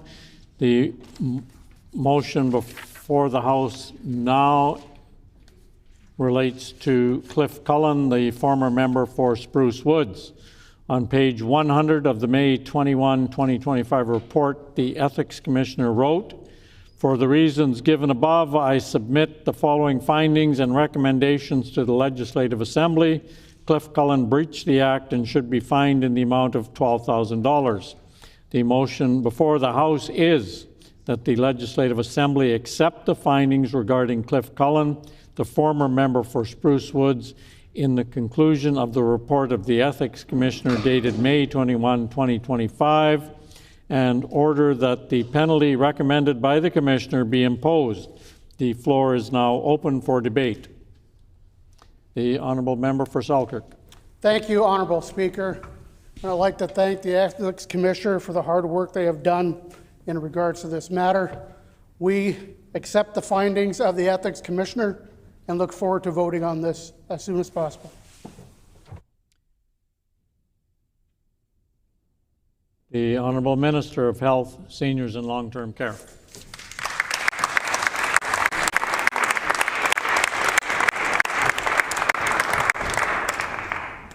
Honourable Speaker, there is too much corruption in the PC Party of Manitoba. And as someone who played team sports, former athlete, lifelong team player, I can tell you, Honourable Speaker, the only thing worse than a sore loser is a corrupt one. And what we've seen through the findings of the ethics report is that the former Premier Heather Stefanson, former Deputy Premier Cliff Cullen, the member for Red River North, they broke the law, they violated the Constitution, and they embody what it means to be corrupt losers. Honourable Speaker, we have been in this House now for days, attempting to bring forward debate that would have allowed members of the PC caucus to stand up and share their perspective on what is a historical shame in Manitoba. That for the first time ever, a premier has been fined for breaking the law and violating our Constitution. But it's truly shameful to reflect on the fact that she did not make that decision alone, and that there are currently members in the PC caucus who supported that decision-making, who enabled that decision-making, and who continue to fail to do the bare minimum in condemning it and committing to never repeating that mistake. It is, I think, for all of us on this side of the House, the highest of honors to be elected to represent Manitobans. I can tell you, Honourable Speaker, it is the highest honor of my life to be the MLA for Union Station, to be the Minister of Health, and to be the Deputy Premier of this province. If you had told me when I was a little kid that I would be in this chamber today with those roles and responsibilities, I would have told you it was impossible and that you must be talking about someone else. My parents came over from Nigeria in the late 1970s and chose to raise their family here in Manitoba. My parents taught me right from wrong. They taught me the importance of not only establishing a strong democracy. I come from a place where our nation in Nigeria has been independent and free for just 65 years this past October 1st. But I was raised to understand that democracy doesn't just exist on its own, that you must continue to protect it and strengthen it and uphold it. We are in an incredibly fragile time, politically and socially, democratically. And during a time where we see attacks on democracy, the former PC Premier made a decision to jeopardize the fabric and foundation of our democracy here in Manitoba. Manitobans cast their ballot, they made a decision, and the Deputy Premier participated in that wholeheartedly. Honourable Speaker, when you look at some of the quotes from the Ethics Commissioner's report about Cliff Cullen's role in the violation of our Constitution, it is so damaging, it is so disheartening And it is clear as day, direct quote from the report, from the Ethics Commissioner. I do not accept Mr. Cullen's evidence about the purpose of his text communications with Mr. Philman on October 5th, 2023. The explanation he provided does not make sense.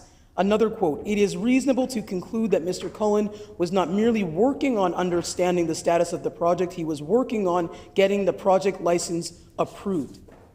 Honorable Speaker, Cliff Cullen knowingly broke the law. To be the Deputy Premier of Manitoba, to then be voted out rightly by the people of this province, and then to instead embrace and understand the sacred responsibility that we have as elected people to protect and preserve our democracy and uphold the rights of our citizens, to throw that out the window, to cast that aside for your own selfish interests because you are a sore loser is shameful. And unfortunately, Honorable Speaker, what we've seen from members on that side of the House, including the current leader of the PC party, is that they have learned nothing. It doesn't matter what they say here today, Honorable Speaker. Manitobans cannot believe what they have to say because they have to only look at what they do to understand how corrupt that party is. And that our province, our sacred and beloved and beautiful province of Manitoba, can never be trusted with such corrupt and morally bankrupt people again. The leader of the opposition continues to accept donations from the former Premier Heather Stefanson, who broke the law. Cliff Cullen fined $12,000, engaging with Philman in ways that we know was an affront, as my colleague from Rial has stated, an affront to our democracy. The same person, Cliff Cullen, appears 276 times in the ethics report. And I haven't even talked about the member for Interlake Gimli, whose name appears hundreds of times, and the ethics commissioner has stated very plainly, wholly lacks credibility. But the folks who they were colluding with to break the law are actively donating to the leader of the opposition's political campaigns. They are investing in advancing him as the representative for the PC party today. I would argue, Honorable Speaker, that not only has nothing changed in the PC party of Manitoba, I would argue that things have actively gotten worse. The PC party in Manitoba has unfortunately given us as a province another historical embarrassment. These are the same people who had billboards standing firm against searching the landfill, terrorizing the families of murder victims. These are the same people who go after trans children. None of that was enough for them. They had to break the law. And two of those members who participated in acts that will forever be a part of our historical record of Manitoba remain in that caucus. Honorable Speaker, I don't think that the members of the PC caucus, quite frankly, either understand or quite frankly really care about the harm they've done to our province. But I can tell you that Manitobans are paying attention. Manitobans understand. Manitobans care deeply about protecting and upholding their democracy. Manitobans understand that Heather Stefanson, Cliff Cullen, the member for Red River North, must be held accountable. And I also believe that Manitobans understand that all of those folks, including those who remain in the PC caucus, including the leader of the opposition, who continues to benefit from the corrupt Heather Stefanson and the corrupt folks that they colluded with to violate our Constitution, Manitobans understand that they too must continue to be held accountable. And so as much as they are hoping that after we vote this will go away, it won't. Manitobans will not forget. I hope they understand that the books their children read in school, their history books, are going to reflect this. I hope they understand that the most damaging and disgusting political campaign we have ever seen has their faces and their names attached to it. That is what the kids of the next generation of this province should learn about as well, in addition to all of the good that is happening. They must understand that with great power as an elected official comes great responsibility. And when you fail to uphold that, you should be held accountable and you should not be able to hide. And so I want to thank the Ethics Commissioner for his work in bringing forward this incredibly important report. I want to thank Manitobans for doing the right thing and kicking out, before they knew just how corrupt, kicking out a corrupt PC caucus. And I would ask Manitobans to always, always remember that the way we strengthen and protect and advance democracy is with good people, with strong ethics, and that is always going to be the NDP of this province. Thank you.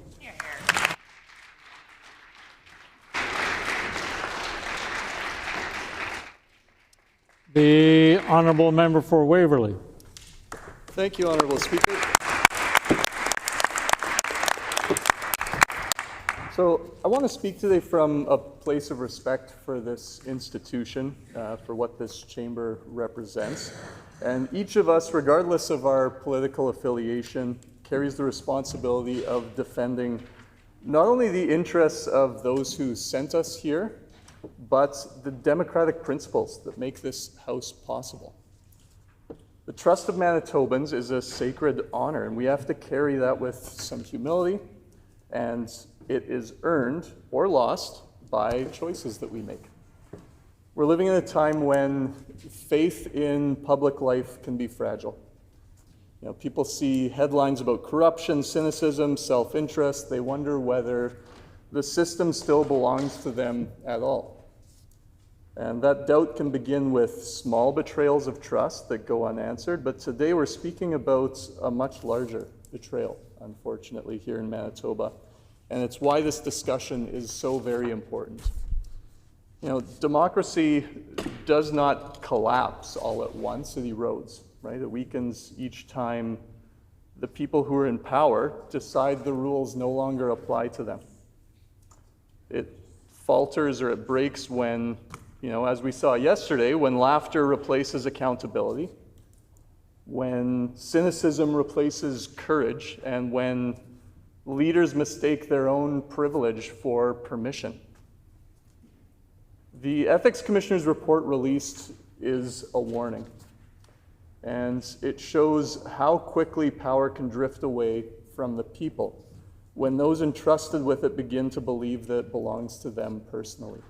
And that is what was displayed by the members of the PC caucus, of Cabinet, the Premier, the Deputy Premier, and it's laid out clearly in this report. When a government loses an election, it's supposed to accept the will of the people. That seems pretty clear-cut to folks on this side of the chamber. Yet this report reveals a government that refused to do that. It was a group of ministers who believed that even after that defeat, their authority should remain untouched. Heather Stephenson, Cliff Cullen, the MLA for Red River North, the opposition House Leader. The report details how these former ministers, they ignored those warnings, they disregarded Democratic convention and attempted to move forward on a major project after Manitobans had already voted them out. They acted with intent, they understood the caretaker convention, and they chose to violate it anyway. And there are multiple instances of this within the report. That caretaker period exists to protect the integrity of a democracy in the moment it is most fragile. It's the space between governments, right? When power is shifting hands, it exists to remind every public servant that we are stewards. We're not owners. That principle was broken. And I hope that that is very, very clear, because I know there have been a few short statements made by members opposite, but mostly it's been silence and deflection. when it comes to this report.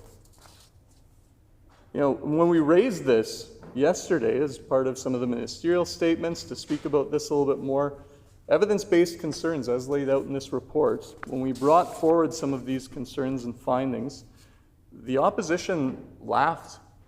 They were laughing and heckling and deflecting.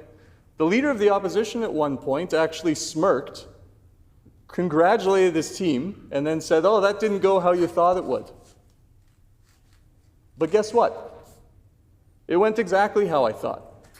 Because that reaction, the laughter, the smugness, exposed something much deeper, even deeper than the arrogance it took to act in that way. It exposed a party that never recognizes the seriousness of its own wrongdoings. It exposes a culture where ethics are treated as some sort of theater and accountability as some sort of inconvenience.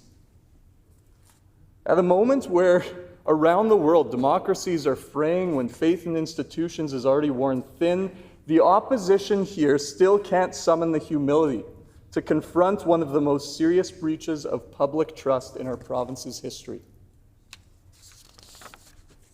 Honourable Speaker, the Ethics Commissioner's report goes into great detail about the conduct of Cliff Cullen specifically, and Manitobans deserve to hear that plainly.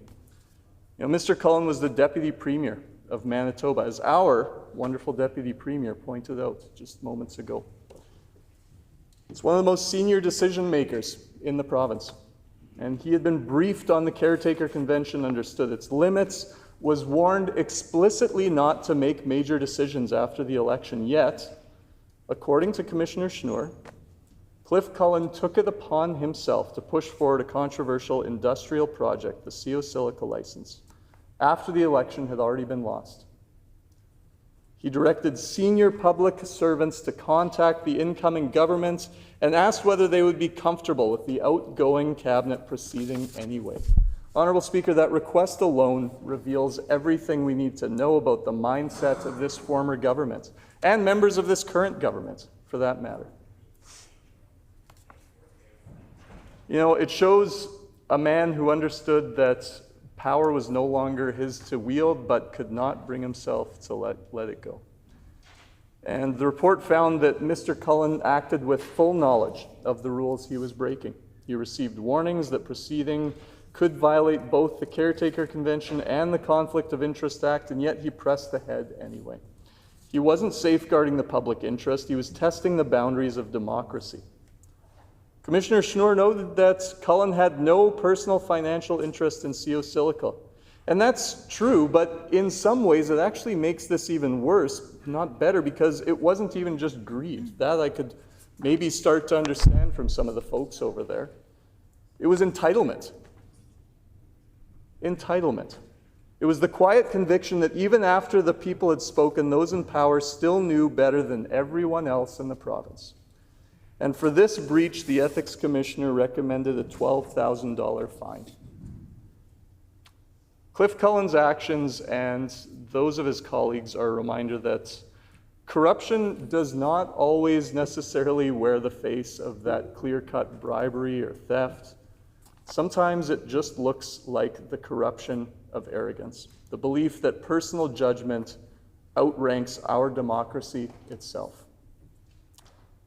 And perhaps part of the reason that they laughed and deflected, I'm not sure, and delayed yesterday, is because they don't all know where they stand either.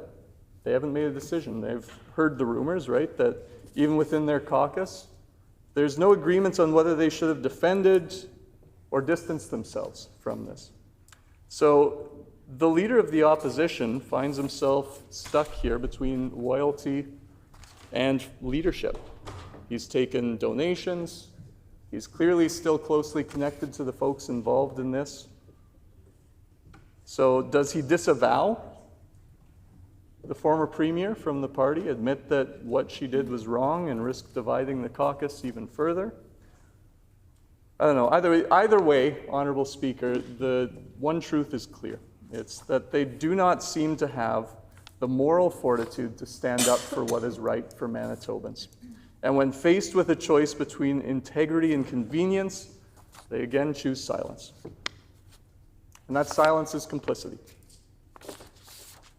You know, you can't claim to be a new kind of political entity, party, leader, while relying on the same old power networks to decide what's acceptable. And this moment, again, should not be about partisanship, right? It's about principle. When an election is lost, power must be surrendered. When ministers act after people have spoken, they betray not only their opponents, but the citizens they were supposed to serve. And at that point, elections become more of a performance, and exactly the opposite of what we need to be happening right now. So yeah, the opposition can laugh, they can deflect, they can treat this chamber like a stage, but as the Minister of Health said, Manitobans are paying attention. And they see a party that refuses to acknowledge the weight of its own actions. And they see clearly where that kind of politics can lead.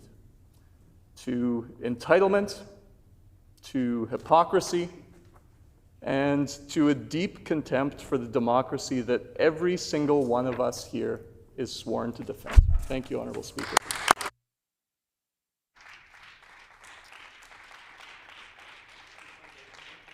The Honourable Member for St. Boniface.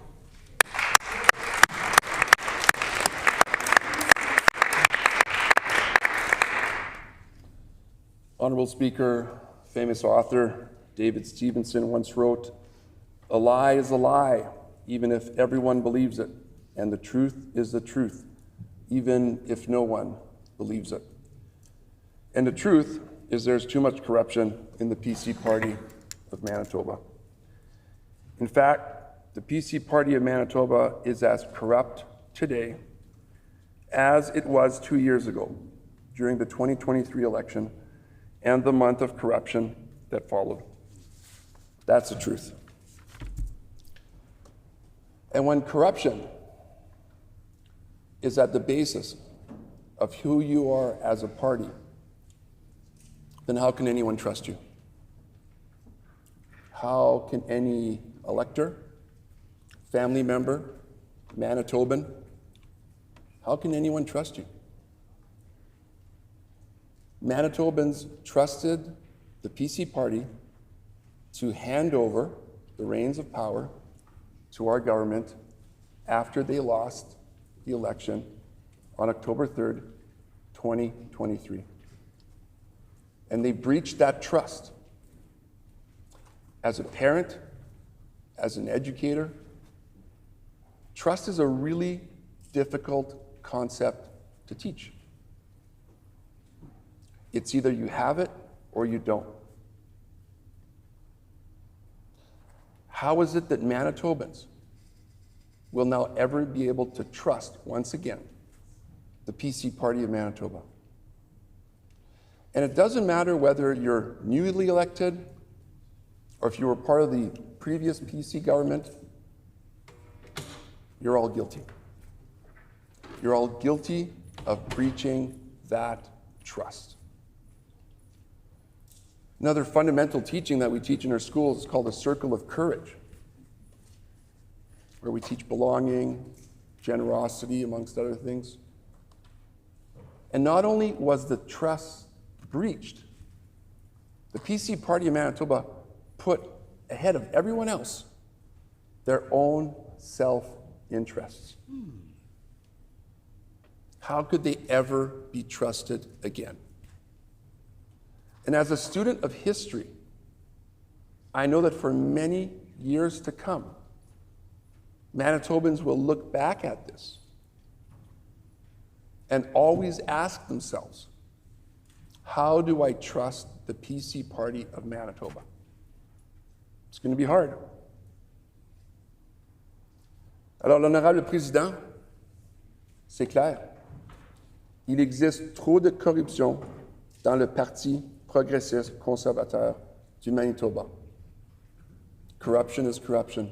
La corruption, c'est la corruption.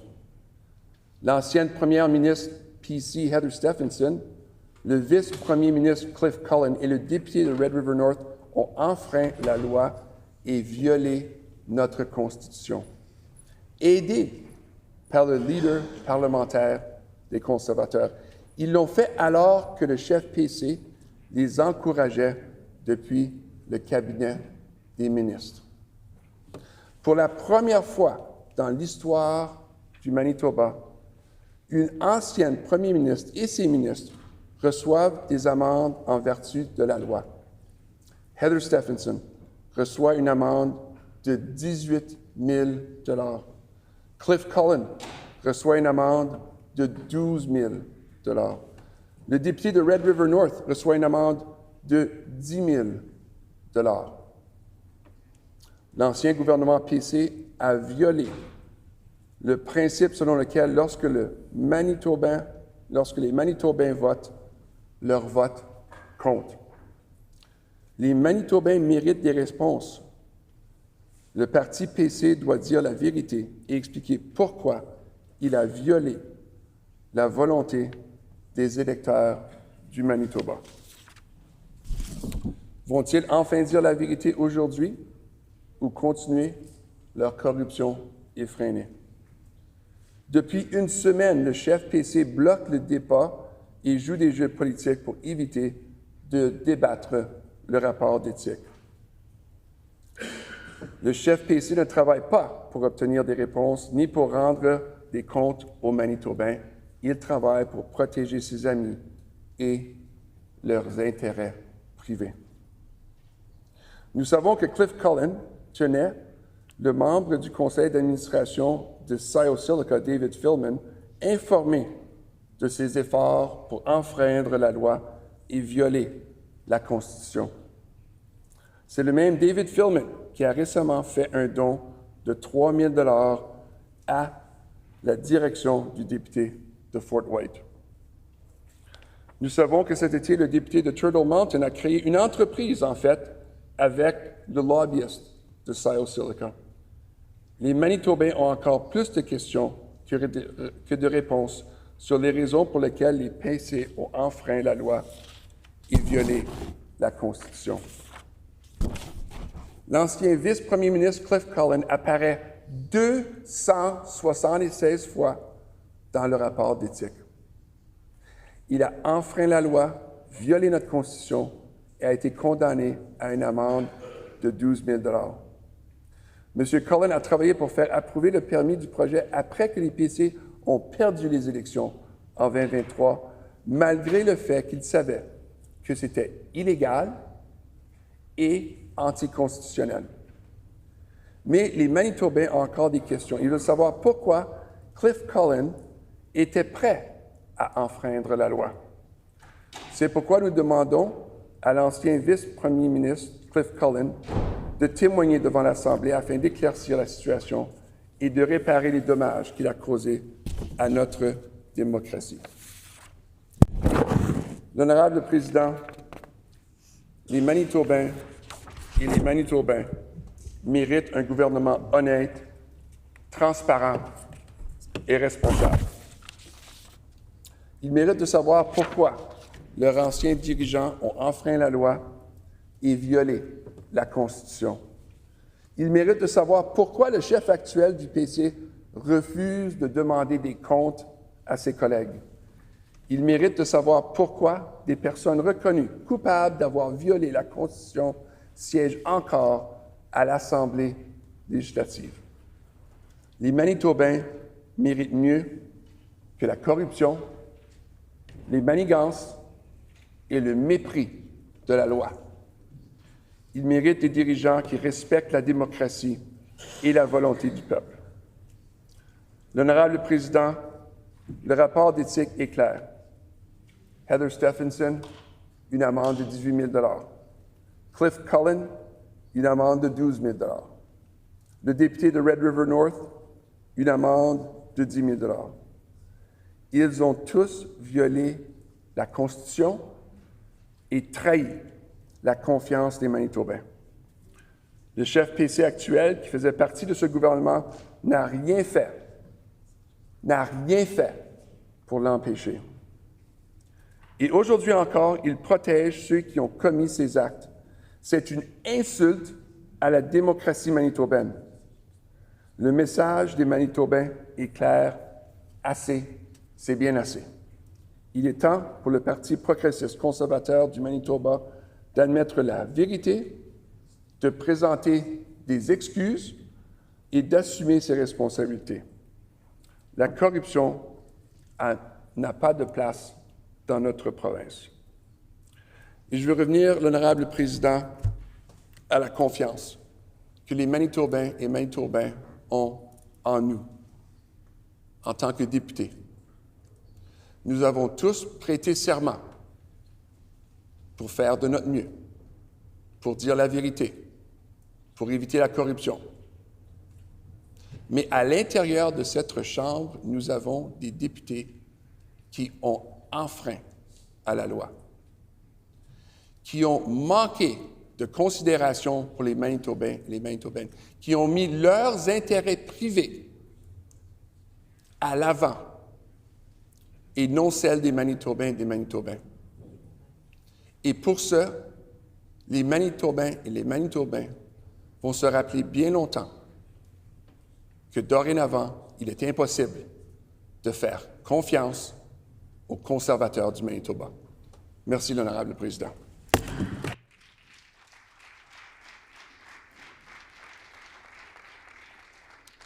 The Honourable Minister for Advanced Education and Training.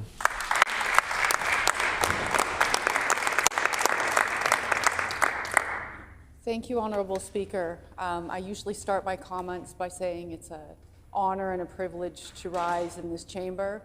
I will start my comments in the same way. It is always an honor and a privilege to rise in this chamber. For many of us, we are our ancestors' wildest dreams.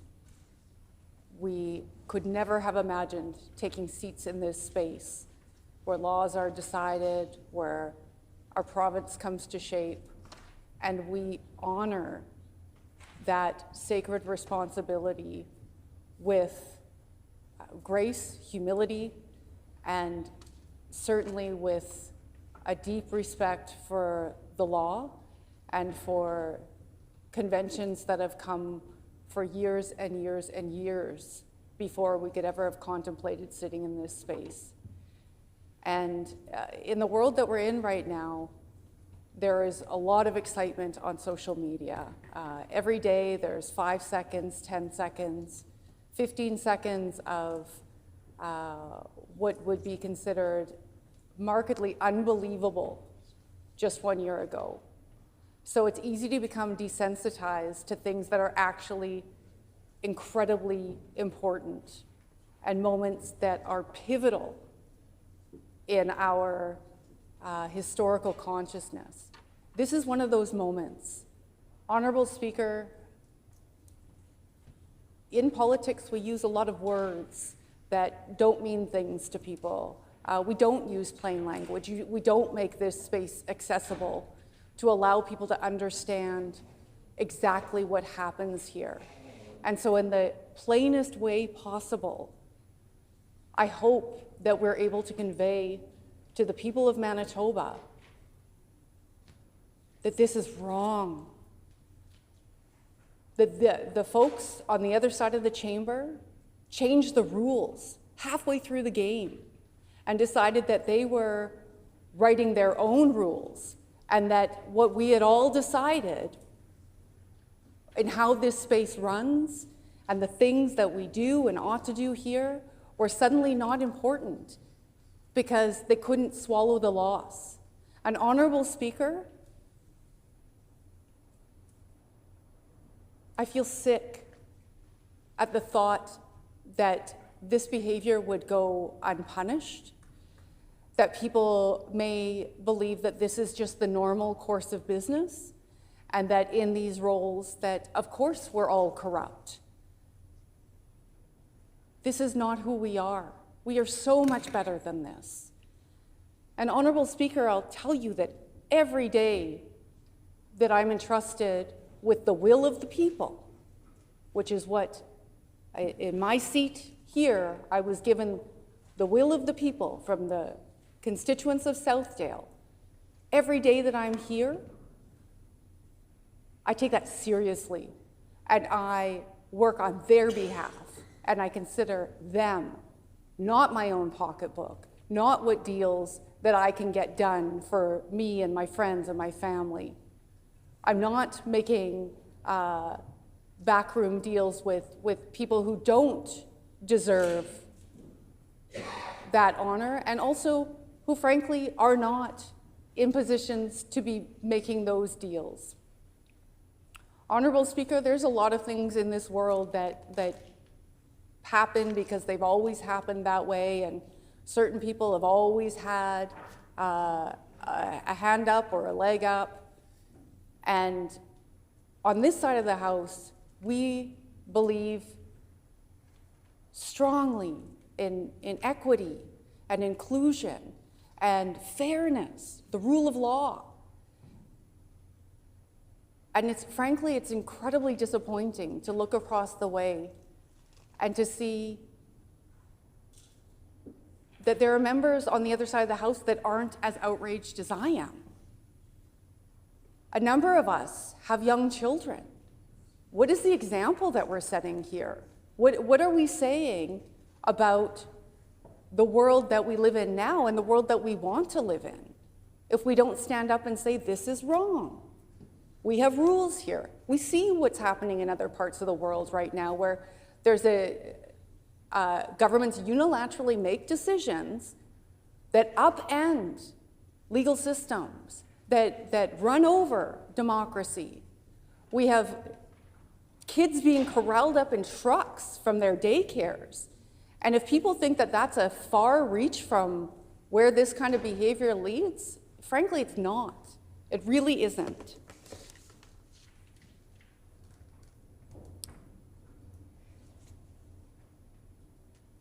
Ethics in politics now, in the world that we're living in, is as important as it ever was. And if you read the news over the last few weeks, there's increased violence, a decrease in trust, greater scrutiny. And when we don't call out behavior like this, and we don't say unequivocally that this cannot happen in these institutions, we're giving fuel to the other side that says, why bother with all of this? Honorable Speaker, I believe in this legislature. I believe in the power of debate and coming together and deciding who we want to be as a society. But Honorable Speaker, I can't let people who break the rules get away with it. I can't let somebody who changes the rules halfway through get away with it. And it's not, certainly, it's not just about me and us and the folks who have the privilege of occupying these seats, but it really is about who are we as Manitobans? What do we stand for? Who are we as Canadians? These long-standing institutions are long-standing for a reason. And Honorable Speaker, I would like to extend my gratitude for the Ethics Commissioner for taking such a thoughtful approach to this work and for considering the implications of not calling this out and how allowing this kind of behavior to go unchecked, how damaging it is and could be to our democracy. So I'm going to go back to my original point, which was we intentionally use language in this space to keep people out, to not let them know what's happening. We're moving motions, we're going to second reading, third reading. It's a complicated rule book. But what I want the people of Manitoba to know is that we all agreed to these rules. And we came in here to do this job knowing the expectations, not only of one another in this chamber, but of Manitobans. And folks on the other side of the House broke those rules and broke the trust of Manitobans, and they cannot be trusted again. Thank you, Honourable Speaker.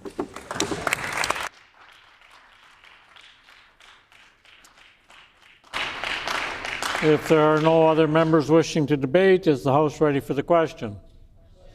So the question before the House is that the Legislative Assembly accept the findings regarding Cliff Cullen, the former member for Spruce Woods, in the conclusion of the report of the Ethics Commissioner dated May 21, 2025, and order that the penalty recommended by the Commissioner be imposed. Is it the pleasure of the House to adopt the motion?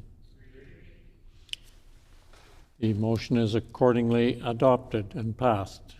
The Honourable Minister of Health, Seniors and Long-Term Care. Thank you, Honourable Speaker. Looking for a recorded vote, please. A recorded vote has been requested. Please call in the members.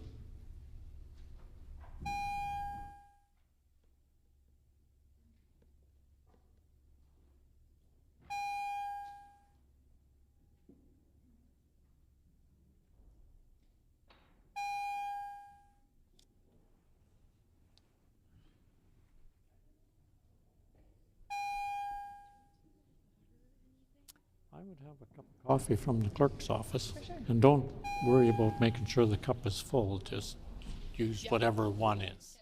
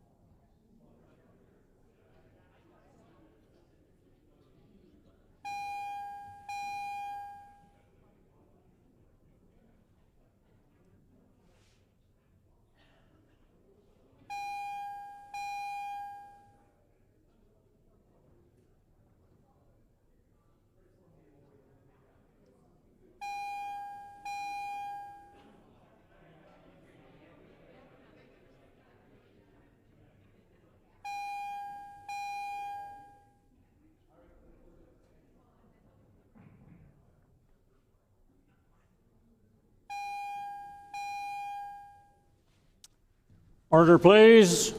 The 1 hour provided for the ringing of the division bells has expired. I'm therefore directing that the bells be turned off and the House proceed to the vote. So the question before us is that the Legislative Assembly accept the findings regarding Cliff Cullen, the former member for Spruce Woods, in the conclusion of the report of the Ethics Commissioner dated May 21st, 2025, and order that the penalty recommended by the Commissioner be imposed.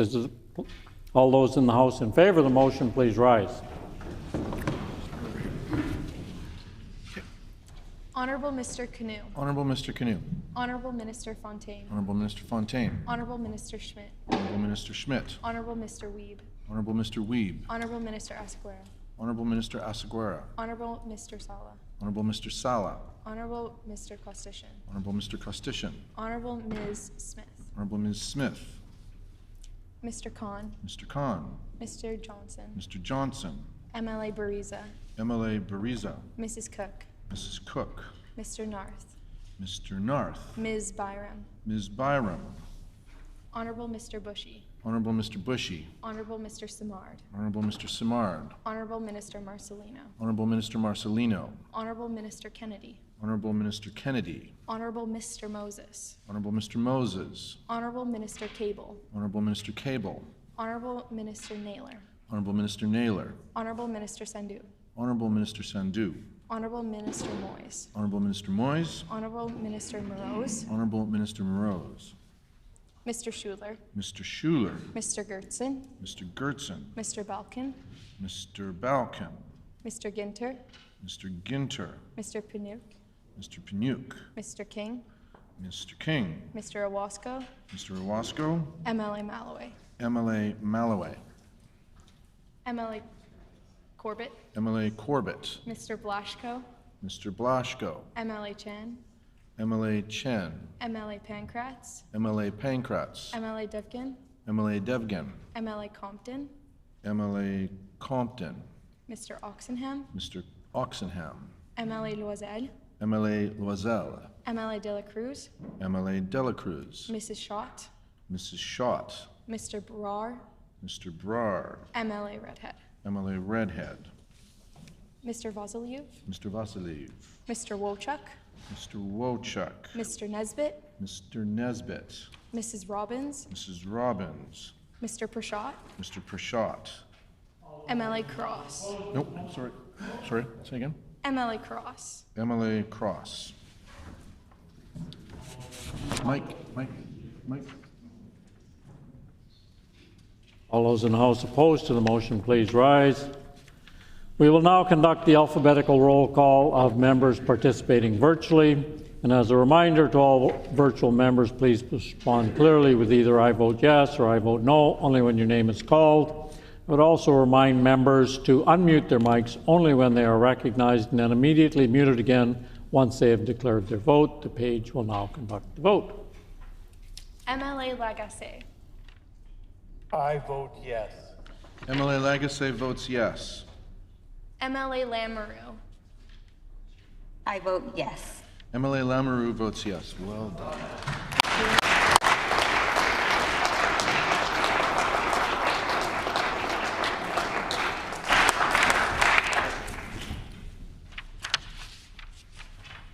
Ayes 52, nays 0. The motion is accordingly passed. We will now move on to the next motion. The next motion reads, the next motion before the House relates to the member for Red River North. On page 100 of the May 21, 2025 report, the Ethics Commissioner wrote, for the reasons given above, I submit the following findings and recommendations to the Legislative Assembly. The member of Red River North breached the Act and should be fined in the amount of $10,000. The motion before the House then is that the Legislative Assembly accept the findings regarding the honourable member for Red River North in the conclusion of the report of the Ethics Commissioner dated May 21, 2025, and order that the penalty recommended by the Commissioner be imposed. The floor is now open for debate. The honourable member for Swan River. Yeah, thank you, Honourable Speaker. And we've made it very clear right from the start that we accept the Ethics Commissioner report, and we're ready to vote. Thank you. The Honourable Minister of Education and Early Childhood Learning. Thank you, Honourable Speaker.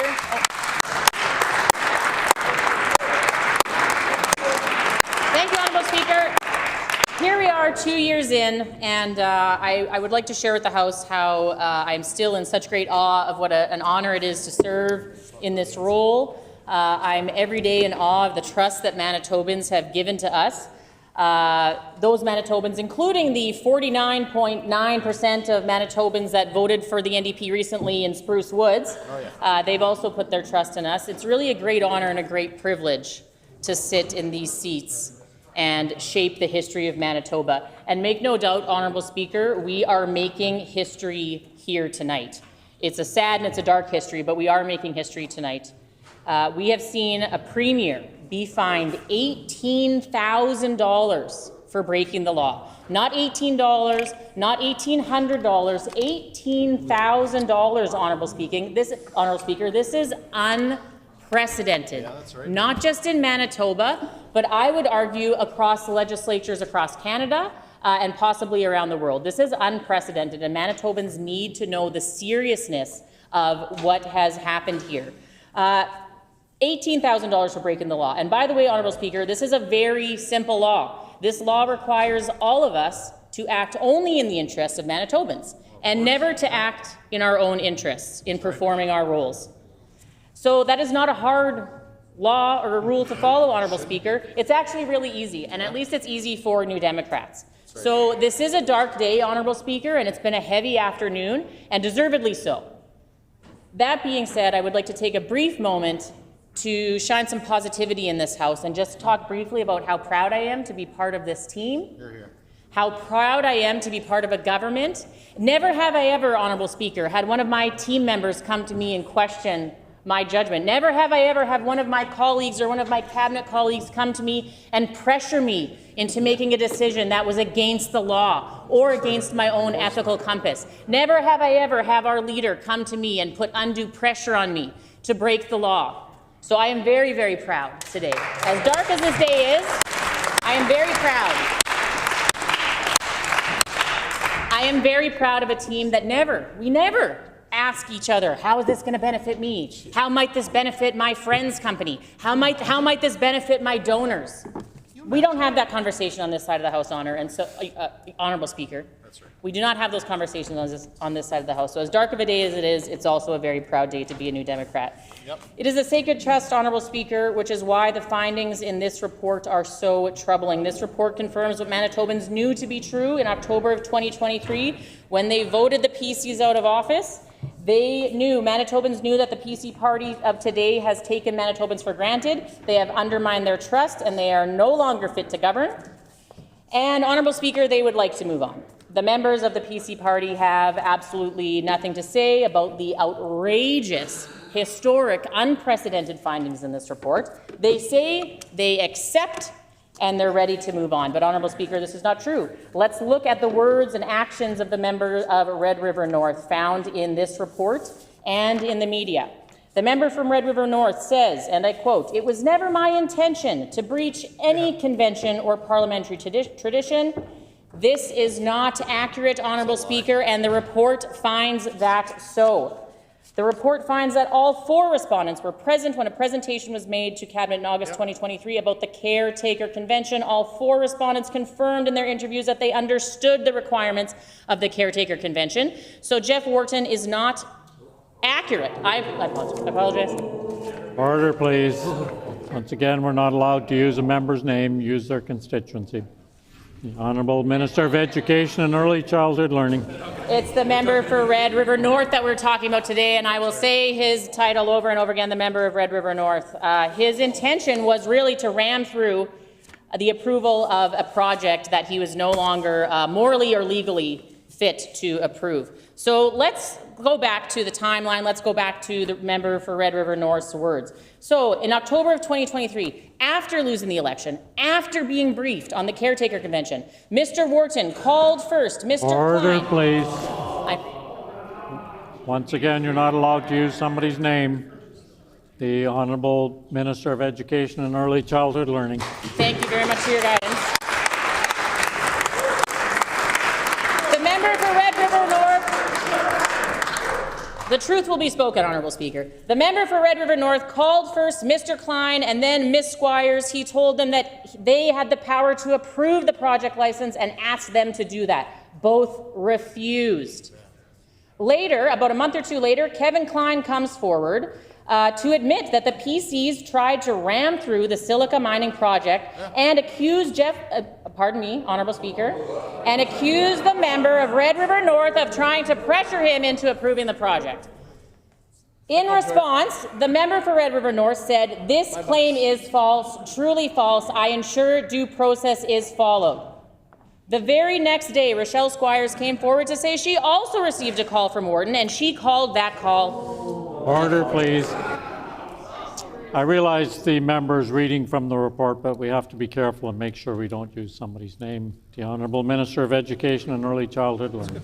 Thank you very much for your guidance, Honourable Speaker. And I will note for the record that the members opposite continue to shout me down and heckling for making a really honest mistake, yet not one of them has stood up in this House and taken accountability or assigned any responsibility for their corruption.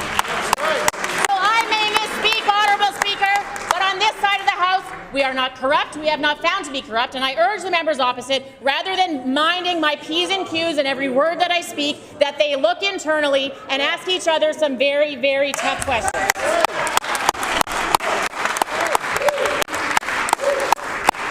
So, Kevin Klein has commented. Kevin Klein, a former member of the PC caucus that used to sit in this caucus, what Mr. Klein has said is this kind of conduct is exactly why people lose faith in their elected officials.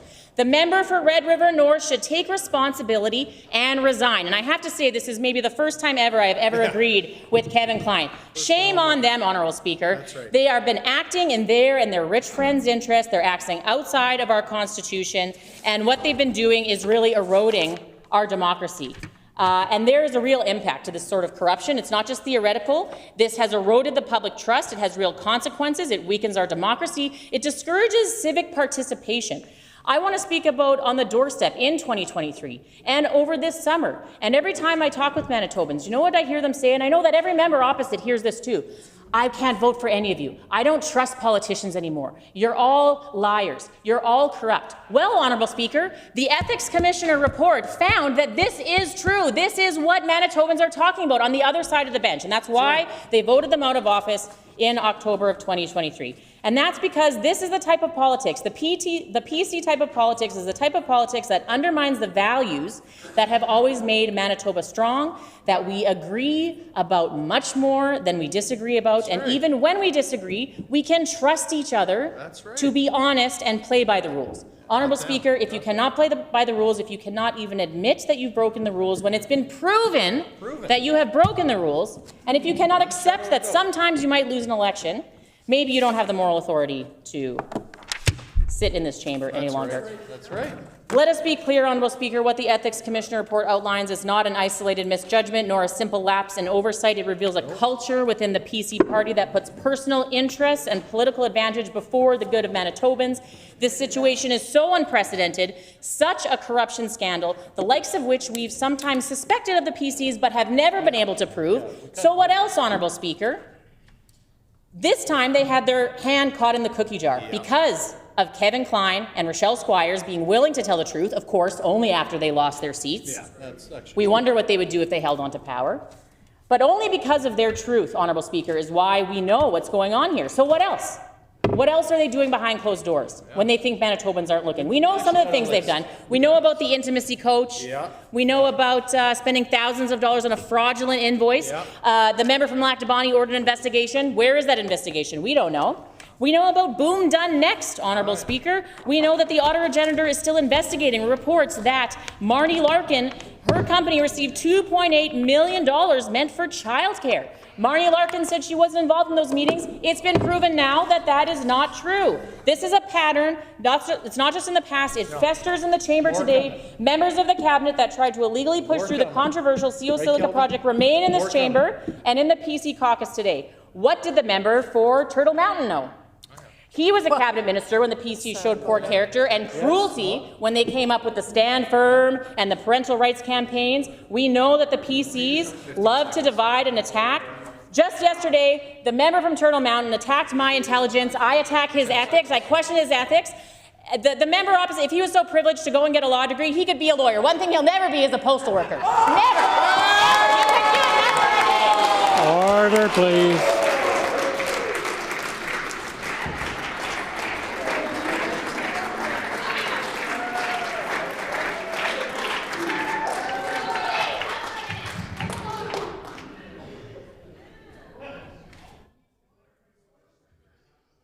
The honourable member for Seine River.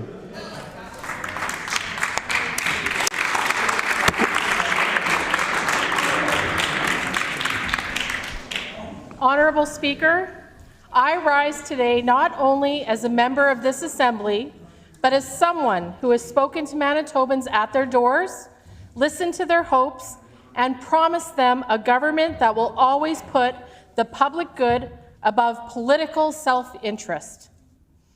It is in that spirit and with that responsibility that I speak to the deeply troubling findings of the Ethics Commissioner regarding the conduct of the member for Red River North. This is not about partisan theatre. It is about the standards Manitobans expect from the people they elect. It is about the sanctity of our democratic process, the rule of law, and the constitutional principles that give this Assembly legitimacy. The ethics report is The ethics report, it is so troubling to even talk about this. I am in shock. It is unambiguous. The member for Red River North is named 221 times. 221. It finds that the member for Red River North broke Manitoba's laws, violated the Canadian Constitution, and was fined for those actions. It documents how in the caretaker period after the 2023 election, a time when the people of Manitoba joined the former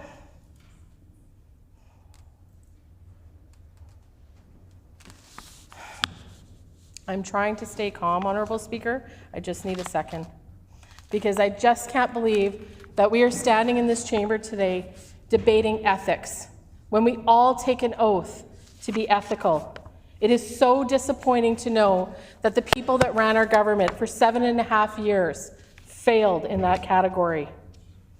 Manitobans chose change in 2023.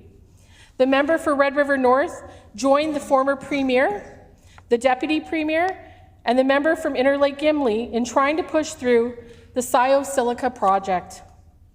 Colleagues, the Caretaker Convention is not some obscure technicality. It is a binding constitutional principle that exists to protect the will of the people. It ensures that a government which has been defeated cannot tie the hands of the next one or abuse power it no longer holds. And yet, despite a cabinet presentation on that very convention, despite confirming an understanding of its importance, the member for Red River North ignored it. The member pressed colleagues to act. The member reached out to ministers to approve the project. The member tried to force a decision that should have been left to the newly entrusted Manitoba government. When challenged, the member for Red River North denied any wrongdoing, saying, and I quote, "This claim is false, truly false. I ensure due process is followed." But the Ethics Commissioner report tells us otherwise. The efforts to have the project license approved by Ms. Stephenson, Mr. Cullen, and the member for Red River North were taken despite their knowledge that voters had rejected the former government and had placed their trust in a new government. This was not a misunderstanding. It was not a mistake. It was a deliberate decision to disregard the will of Manitobans. And when these actions were exposed, the member for Red River North doubled down instead of coming clean. The member later claimed they felt within their right at the time, and that my understanding was that I was not off base. But the Ethics Commissioner was crystal clear. Even if there was an error in judgment, there was no credible evidence that it was made in good faith. The member knew the law. The member understood their duty, and they chose to ignore both. This was much more than a breach of protocol. It was a betrayal of public trust. The member for Red River North even asked a colleague, then Minister Rochelle Squires, to help break the law. She later described that request as unconscionable. And she was right. Because in that moment, the moral authority of the former government vanished, if it was ever there. And where was the current PC leader in all of this? Well, he was sitting at the cabinet table, watching, saying nothing. And that silence speaks volumes. It tells Manitobans that this corruption was not an accident. It was tolerated, it was enabled, and it was excused. And it continues today.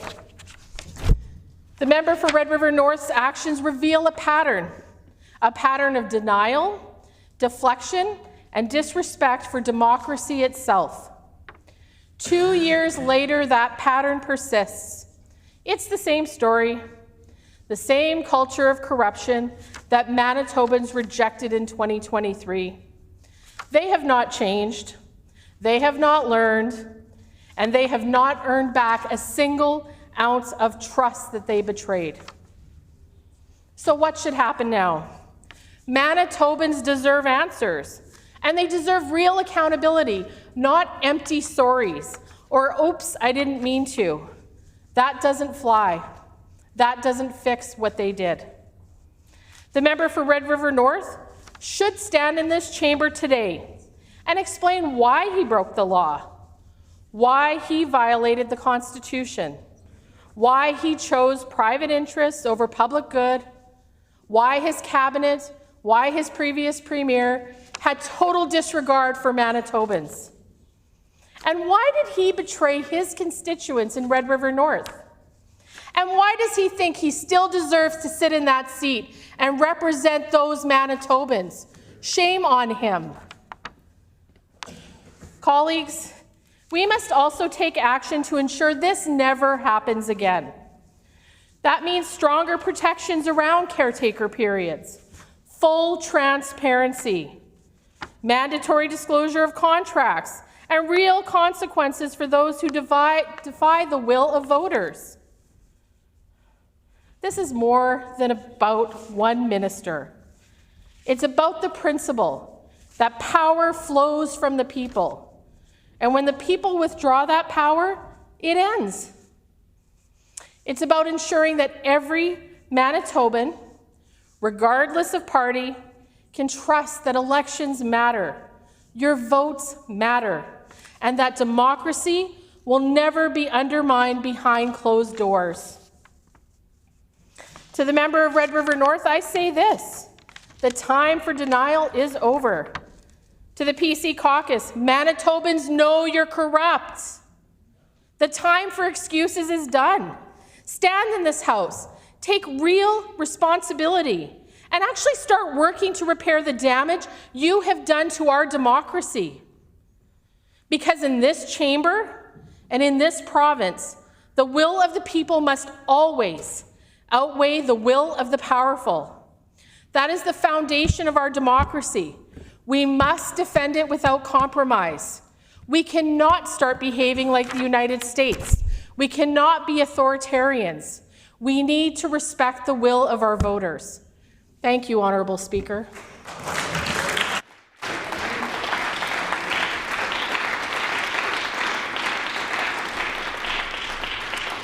The Honourable Member for McPhillips.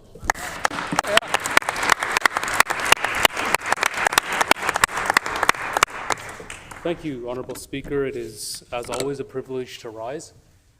Not exactly a pleasure today, given the subject of the discussion this afternoon, but There is indeed too much corruption in the PC party. And I was listening to the Minister of Health speak about their background and their family's history. And I started thinking a little bit about the days after getting elected in 2023 and meeting people out in the public and how surprised some people would be to find out that I was an MLA. And these are folks who hail from India. They're newcomers to Canada. And so they would say, this would never happen in India. This would never happen in Punjab. There are politicians there have 30 gunmen to the left, 30 gunmen to the right. And the notion that you'd find an elected official that is accessible was something that they would never be familiar with. And here we are, going about our life. And they talked about, how much corruption is rampant in different parts of the world, particularly where some of these folks hailed from. And I thought, how lucky are we to live in a country like Canada? And we had that conversation, like Canada is as far as I'm concerned, the best country in the world, right? This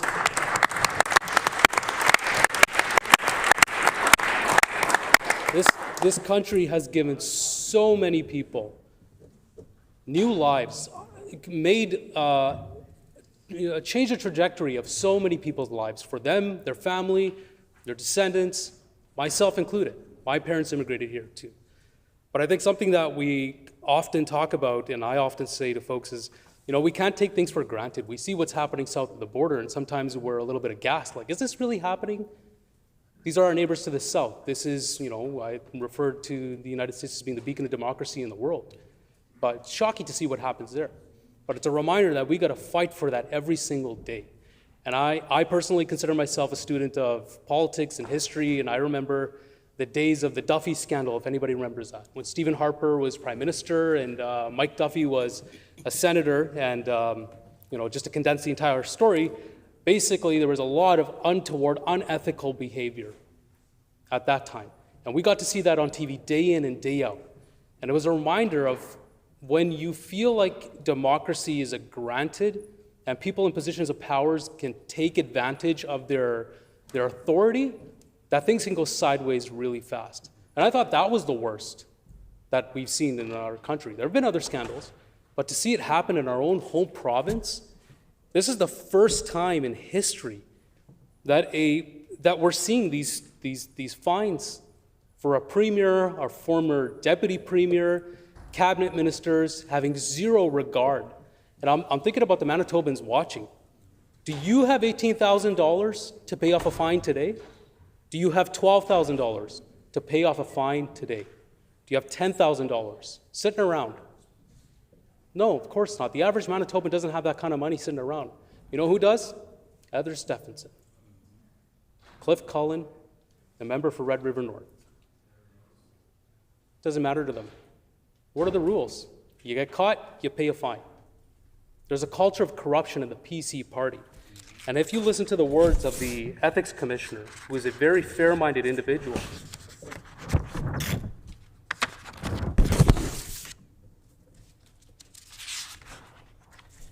quote, Ms. Stephenson dismisses the caretaker convention as merely a useful statement of general principles. I emphatically disagree and find it disappointing that she would give it such little weight. As I have already discussed, and as the Supreme Court of Canada has made clear, the Caretaker Convention is a binding constitutional principle that is fundamental to the respect for the will of the voters that is the basis of our democracy. He's saying that about a former premier, not somebody out on the street. You can go to any high school in this province, go to a world issues class, go to a law class, go to a Canadian history class, you will find students in there who understand what the Caretaker Convention is. It's a very basic concept. We're not talking about rocket science here. Right. But this notion clearly evaded the former premier. Why? Because she clearly just did not care. No regard for fundamental rules of our democracy that keep this whole boat above water. Because at the end of the day, $18,000, who cares? I'll pull that out of my back pocket. I'll be fine. I'll be on the board of WestJet in a week. Not every other Manitoban has that privilege. The commissioner also had some very damning things to say about the member for Red River North. Quote, Ms. Squires also told me that the member for Red River North said the project was of particular importance to Ms. Stephenson, but that it would not look right for her to issue a directive herself. This is after Heather Stephenson said, I've got no conflict. In her mind, she's got no conflict. She said, I was premier, I did my job. What job was she doing and who was she doing it for? It wasn't for Manitobans. For those rich buddies, those donors, right? Greasing the wheel a little bit on the way out, because who cares? You lost an election. You really didn't win your leadership, to be honest. But this is the culture that's permeated in the PC party. And I think of my colleagues sitting across the way, and I wonder, how do they feel? They were in that party at that time. They were in government. The member for Riding Mountain, nice guy. How does he feel knowing that some of his colleagues were greasing each other's hands and he was trying to do the work of government? Like, I'd encourage him to get up today and say, this is an abomination. I wholeheartedly condemn these folks that I sit next to. Kevin Klein did it. Rochelle Squires did it. The leader of the opposition got up in question period today and full-throatedly said, I'll debate this now, bring it on. Lacks the fortitude to stand up right now. No guts to get up now and speak about it. Yep. I think that speaks 1,000 words. The ethics commissioner, I found her, speaking of the former Premier Heather Stephenson, I found her repeated dismissal of the caretaker convention in her written representations to me, a convention that is central to the respect of the wish of voters, to be disheartening.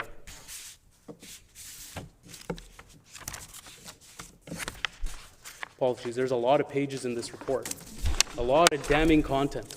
And for any Manitoban, you're welcome to read this because it is quite shocking to read. But I think, Honourable Speaker, a lot has been spoken today about the foundation of our democracy, the trust that people have.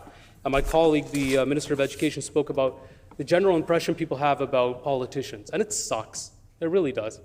Because you try your best to show folks that, no, we're just like you. We're your neighbors. We're trying to make our community a little bit better, right? That we're not shaking each other's hands behind the in backroom deals and doing that sort of stuff. We're just trying to make our province a little better place. And then someone comes along like Heather Stephenson and screws it up for everybody else. They're all guilty. Guilty. This has never happened in Manitoba. This has never happened in our province.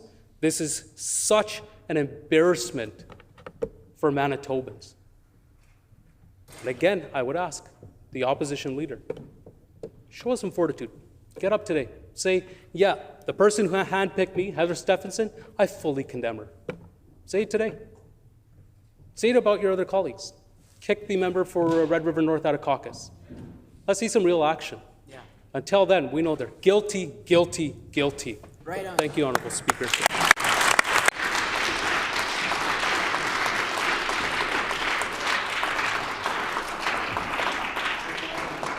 If there is no further members wishing to debate, is is the House ready for the question? So the question before the House is that the Legislative Assembly accept the findings regarding the Honourable Member for Red River North in the conclusion of the report of the Ethics Commissioner dated May 21, 2025, and order that the penalty recommended by the Commissioner be imposed. Is it the pleasure of the House to adopt the motion? Agreed, and so ordered. The Honourable Government House Leader. A recorded vote, Honourable A Speaker. recorded vote has been requested. Please call in the members.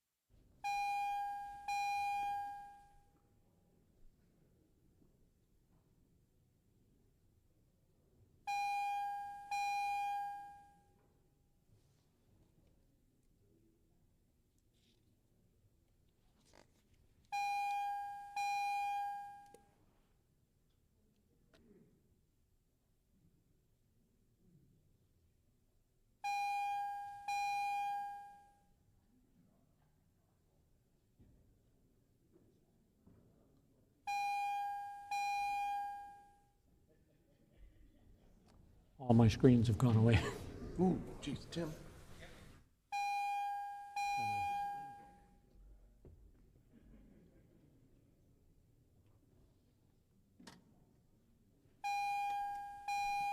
Order, please.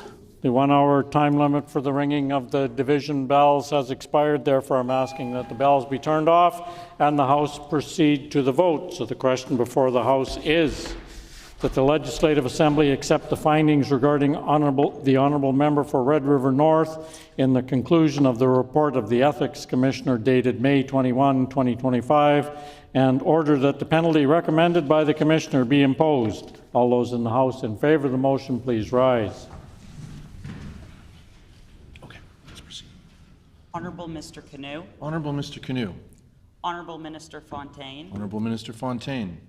Honourable Minister Schmidt. Honourable Minister Schmidt. Honourable Mr. Wiebe. Honourable Mr. Wiebe. Honourable Minister Asseguara. Honourable Minister Asseguara. Honourable Minister Sala. Honourable Minister Sala. Honourable Mr. Costician. Honourable Mr. Costician. Mr. Khan. Mr. Khan. Mr. Johnson. Mr. Johnson. MLA Bariza. MLA Bariza. Mrs. Cook. 1 second. Mrs. Cook. Mr. Narth. Mr. Narth. Ms. Byram. Ms. Byram. Honourable Mr. Bushy. Honourable Mr. Bushy. Honourable Mr. Simard. Honourable Mr. Simard. Honourable Minister Marcelino. Honourable Minister Marcelino. Honourable Minister Kennedy. Honourable Minister Kennedy. Honourable Mr. Moses. Honourable Mr. Moses. Honourable Minister Cable. Honourable Minister Cable. Honourable Minister Naylor. Honourable Minister Naylor. Honourable Minister Sandhu. Honourable Mr. Sandhu. Honourable Minister Moyes. Honourable Minister Moyes. Honourable Minister Rose. Honourable Minister Morose. Mr. Schuler. Mr. Schuler. Mr. Gertzen. Mr. Gertzen. Mr. Balkin. Mr. Balkin. Mr. Ginter. Mr. Ginter. Mr. Panook. Mr. Panyuk. Mr. King. Mr. King. Mr. Iwasko. Mr. Iwasko. MLA Malloway. MLA Malloway. MLA Corbett. MLA Corbett. Mr. Blaschko. Mr. Blaschko. MLA Chen. MLA Chen. MLA Pankratz. MLA Pankratz. MLA Devgun. MLA Devgan. MLA Compton. MLA Compton. Mr. Oxenham. Mr. Oxenham. MLA Loisel. MLA Loisel. MLA Dela Cruz. MLA Dela Cruz. Mrs. Schott. Mrs. Schott. Mr. Brar. Mr. Brar. MLA Redhead. MLA Redhead. Mr. Wochuk. Mr. Wochuk. Mr. Nesbitt. Mr. Nesbitt. Mrs. Robbins. Mrs. Robbins. Mr. Pershot. Mr. Pershot. MLA Cross. MLA Cross. All those in the House opposed to the motion, please rise. The House will now proceed to the virtual. We will now conduct the alphabetical roll call of members participating virtually. As a reminder to all virtual members, please clearly respond with either I vote yes or I vote no only when your name is called. Remind members to unmute their mics only when they're recognized and then immediately mute it again once they've declared their vote. The page will now conduct the virtual vote. MLA Lagacé. I vote yes. MLA Lagacé votes yes. MLA Lamoureux. I vote yes. MLA Lamoureux votes yes. Honourable Ms. Smith.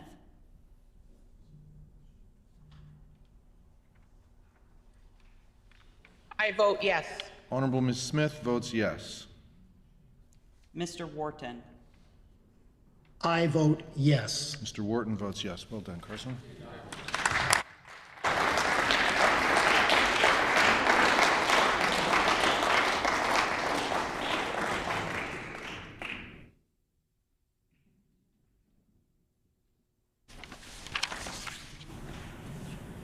Ayes 52, nays 0. I declare the motion accordingly passed. The last motion now before us, the House relates to the member for Interlake Gimli. On page 100 of the May 21, 2025 report, the Ethics Commissioner wrote, "For the reasons given above, I submit the following findings and recommendations to the Legislative Assembly. The member for Interlake Gimli did not breach the Act. The motion before the House is that the Legislative Assembly accept the findings regarding the Honourable Member for Interlake Gimli in the conclusion of the report of the Ethics Commissioner dated May 21, 2025. The floor is now open for debate." The Honourable Member for Riding Mountain. Honourable Speaker, our Progressive Conservative Caucus accepts the findings of the Ethics Commissioner. Honourable Speaker, we are prepared to vote on this matter. The Honourable Minister of Municipal and Northern Affairs.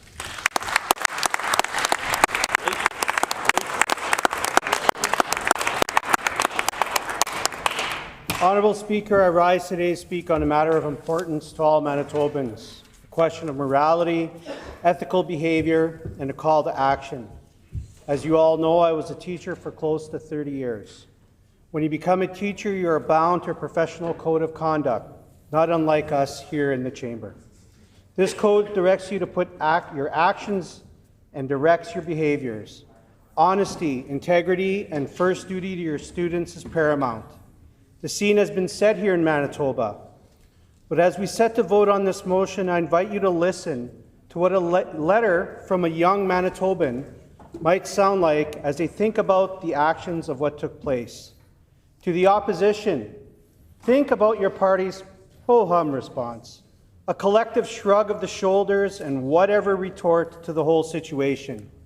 Think about whether or not serious debate and accountability requires more than the same guilty look I saw when I caught a student cheating on a test or an assignment. This is what I imagine a letter to your caucus would sound like if it were written by a young person. Dear PC Caucus, I'm a young Manitoban who grew up believing that adults in charge of our province were supposed to set an example. I was taught that leadership meant integrity, honesty, and courage. That when people do the wrong thing, or in this case suggest to do it, that those in power make it right or stop it from happening. But watching how your caucus has handled the Scio-Silical situation and the collective silence on the issue, I feel that that lesson has been broken in front of me. I'm writing this not because I've been personally assaulted or robbed, but because of what happened has taken something from me too. It's taken a part of my trust in the transfer of power from one government to the next. It's teaching me that election results don't matter, that despite what the people decided, there were some backroom dealings, whispering and bullying that went on so that certain people who stood to gain personally could profit from a decision. It's taken my sense that ethics still matter in politics. It's taken the idea that you care less about the truth and more about protecting your own. I can't believe I'm the only one who feels this way. I grew up in Manitoba, surrounded by lakes and forests that are a part of who we are. When I heard about the Scio-Silica wanting to drill into our aquifer with unproven technology, the same underground water that we drink from, I had questions, not just for the environment, but for our future. We're told every day that we need to care about climate change, that water is sacred, that once it's contaminated, it's gone. But while we were trying to learn, your failed leadership and outgoing government tried to quietly approve things behind closed doors, bending rules, hiding relationships, and crossing ethical lines. Alone, this is bad. But what makes it even worse is that you had no right to do it. When I learned that members of your caucus were tied up in ethics breaches connected to the approval... Order, please. Even though the member is reading from a hypothetical letter, he still needs to make sure that comments are addressed through the chair, not directly across the members. Honourable Minister of Municipal and Northern Affairs. Mr. Speaker, when you share this with the caucus, I waited for someone from that party to say something, to admit it was wrong, to take responsibility, But instead, on the day that they had a chance to say something, there was silence, a wall of it. You all just moved on like nothing happened. Their silence said everything. It told us that accountability is optional, that integrity can be ignored, that when their own people mess up, they look away. And that's what makes this an impact statement, because their silence doesn't just hurt democracy in theory, it hurt real people. It hurt the communities who depend on that aquifer for water. It would have hurt Indigenous nations who weren't respected in the process. It hurt scientists who worked hard to give honest warnings, and under their government, they were ignored. And it hurt young people like me who are watching them and learning from their choices. What do you think young people are learning right now? They're learning that ethics don't matter until you get caught. That if you're powerful enough, you can just stay quiet until people forget. Young people won't forget. We can't, because we would have been the ones living with the consequence of that silence. In the water we drink, the trust we lose, and the future we inherit. They call themselves progressive conservatives. But what's progressive about turning away from responsibility? What was conservative about risking the province's most precious natural resource? They talk about sacred institution of their job, but it also means care, not exploitation. They talk about family values, but families can't thrive without clean water. They talk about accountability, but where is it when your own caucus is being investigated? I may be young, but I understand the difference between a mistake and a betrayal. A mistake is when you do something wrong and own up to it. A betrayal is when you know it's wrong, you do it anyway, and then barely acknowledge that it happened. That's what this felt like, a betrayal of public trust, of environmental duty, and the basic decency I thought politicians were supposed to have. Do you know what it feels like to grow up believing your government is supposed to protect you? Order, please. Once again, I have to remind the Honourable Minister that his hypothetical student needs to address his comments through the chair. The Honourable Minister of Municipal and Northern Relations. This young person shouldn't have to write this letter. It should have been written by someone inside the PC party, someone who still remembers what integrity means. But since no one else has it, I will. You owe Manitobans, or this party owes Manitobans, answers. They owe transparency about how their caucus members got entangled in this mess. They owe an explanation for when they said nothing, when ethics breaches were uncovered. And most of all, you owe the people of Manitoba an apology. Not a political one full of vague phrases, but a real apology that admits harm and takes responsibility for it. This party has told us over and over that they're the party of fiscal responsibility and strong leadership. But leadership isn't just about talking points and sound bites. It's about moral courage. It's about being the kind of people who can look a teenager in the eye and say, "We did wrong and we'll do better." If they can't even do that, then what does your leadership mean? This isn't just about Siosilica. It's about the kind of province they wanted to leave behind. Did they want Manitoba to be known as a place where politicians protect their friends instead of their people? What short-term gain matters more than long-term sustainability? Where ethics are optional? Or did they want to prove that integrity still counts, that leadership isn't just about power, it's about conscience? They actually had a chance to talk about this. They could have acknowledged what happened. They could have shown youth that accountability doesn't end when the cameras turn off. They could make it clear that ethics apply to everyone, even to people in your own caucus. But the first step is to say something, to break the silence, to stop pretending this isn't real. Please look beyond politics and remember that the people you serve deserve honesty. Young people may not be old enough to vote yet, but they're old enough to see when the people in power are failing us. And I promise you all this, the young generation is paying attention. They see you. They remember who speaks up and who stays silent. And when it's their turn to choose who leads, they'll make the right choice. Maybe that's what scares you, that young people like them won't just accept corruption as normal, that they just won't shrug when ethics are broken, that they'll demand better, because they've seen what silence does, and they refuse to inherit that silence. The opposition can keep pretending that this is politics as usual, or you can be the adults you told us you were, the ones who stand up for what's right, even when it's hard. I hope they choose the second option and say that more than whatever is written and put in front of you. They can call it out, they can take responsibility, talk about how you would never allow this to happen in the future, or simply speak from the heart. Because the longer that they stay silent and quiet, the louder the rest of us will become. This isn't a threat, it's a promise. From the next generation of Manitobans who still believe that ethics should mean something, that water should mean something, and that integrity should mean everything.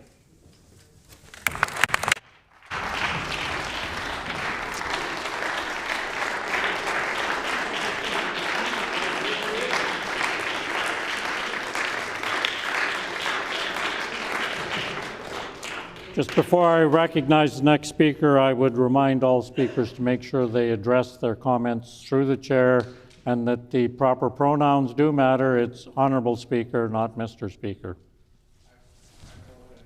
Thank you.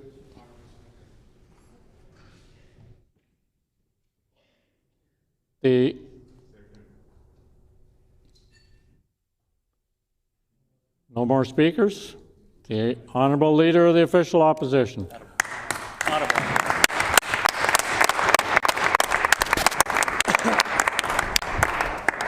Thank you, Honorable Speaker.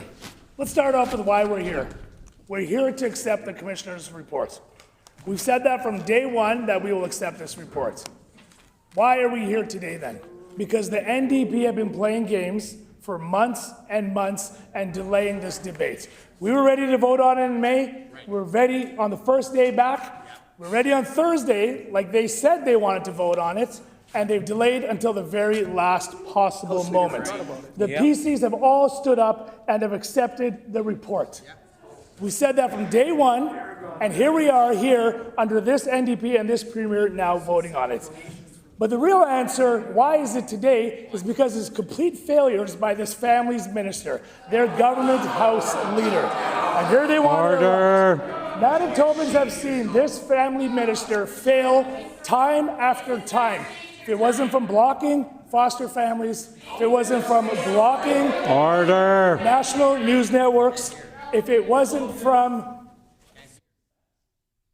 I would ask the member to keep his comments relevant to what we're speaking about, and I would caution the front bench to please contain themselves.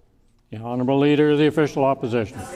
Honourable Speaker, I would say that the comments I just made about the Minister are exactly why we're here tonight. It is relevant to the debate and the timing tonight. The failures by the Minister are a failure. I would love to seek some clarity from you as to why that was the question, but I will accept your ruling and move forward with this. So as we are here talking about why we're here today, it's clear that the date of this is because the Minister of Families did not bring this forward. The government House Leader did not bring this motion forward earlier. Now, they'll say, well, you could have brought it forward. Well, I'll read for the House today, Honourable Speaker. May 26th, Hansard. Honourable, and this is, I said this when I said I brought it forward. And I quote, Honourable Speaker, this Deputy Premier wants accountability. Well, we'll give it to them today. Why don't they bring the reports to the House today so we can vote on it today? If they want accountability, we are ready to do it. If they want accountability, we are ready to do it, yet they are playing political games. You can see that for yourself right here. We are ready to vote on it today. When was that, Honourable Speaker? May 26th. Wow. I'll read another quote for you, Honourable Speaker, why we're here today and the relevance of that. The relevance of speaking to the member for Interlake Gimli and the rulings by the Ethics Commissioner. Quote, now, when it comes to accountability, we on this side of the House are ready to vote on that report today. They want accountability. Manitobans want accountability. We want accountability. Let's vote on that today.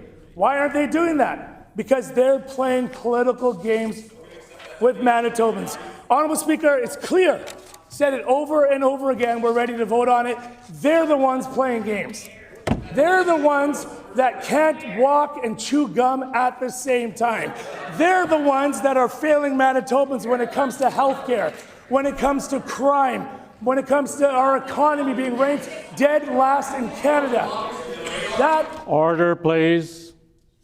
The Honourable Minister of Environment and Climate Change will come to order, and the entire bench will calm themselves. The Honourable Leader of the Official Opposition. Thank you, Honourable Speaker. The members opposite want to stand up and talk about accountability. I've quoted numerous times when it comes to accountability. I'll quote again. As I committed to the conversation with the Commissioner, I apologize to the people of Manitoba for my conduct. As I previously stated, Honourable Speaker, I apologize for any of my conduct which was found to fall short of my parliamentary obligations or personal standard of ethics. Without restitution, end quote. That is why I am ready to move forward today. And I encourage the Premier to call the vote on the Commissioner's recommendation today. Who said that, Honourable Speaker? The member from Red River North. Who said that, Honourable Speaker? This side of the House has said that over and over again. And when was that, Honourable Speaker? May 22nd, 2025. Order. Months and months ago, we said to bring it forward. They refused to call it to the House. It is complete and lack of utter failure and accountability by this failing Premier, failing Minister of Health, and that entire bench on that side.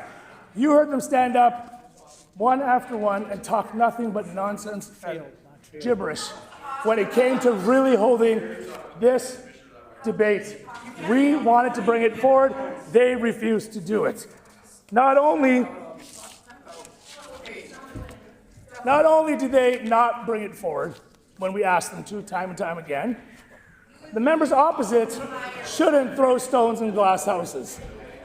The NDP Minister of Natural Resources, when we want to talk about ethics, when you want to talk about integrity, is the first minister in this province, in the history of this province, to be ever found guilty of an ethics violation. That minister right there of Natural Resources. And I'll table that report. Maybe the Premier hasn't read it. I'll read a couple lines from there, Honourable Speaker. Quote, in my view, the minister did have a contract with the government of Manitoba under which he received a benefit. He has contravened the provision of the Act. It further goes on to say, and I quote, he did contravene the Act by having a contract with the government of Manitoba on and after April 1st, 2024. He has also contravened the Act by failing to include the contract in his disclosure statement of assets, liabilities, and sources of income. Another egregious violation by who? None other than this NDP. Maybe that's a prerequisite to sit on that side of the bench. Maybe you have to break the law. Maybe you have to have a criminal record. Maybe you have to have a conviction. Sounds like that's par for course. Let's continue down the rabbit hole. Order. Government bench needs to come to order. The Honourable Leader of the Official Opposition. Thank you, Honourable Speaker. Let's continue down that rabbit hole of corruption on this NDP under this failed NDP Premier. The Minister of Public Service Delivery, the member for Maples. Let's take a look at that. There's a lot of skeletons in this member's closet. We have requested FIPAs. Well over 100 days, this minister has not released those FIPAs to Manitobans. What were those FIPAs going to show, or what is he trying to hide, Honourable Speaker? Let's do a deep dive.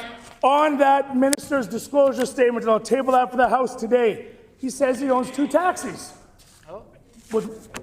Order, please. The Honourable Leader of the Official Opposition seems to have vectored off and is talking about the wrong ethics motion, so if he could direct his comments to the motion we're debating, that would be greatly appreciated. The Honourable Leader of the Official Opposition. Thank you, Honourable Speaker.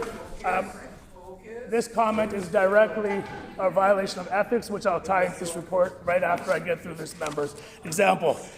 In the member's disclosure, he clearly says he owns 2 taxis with Duffy's, and I'll table that disclosure here.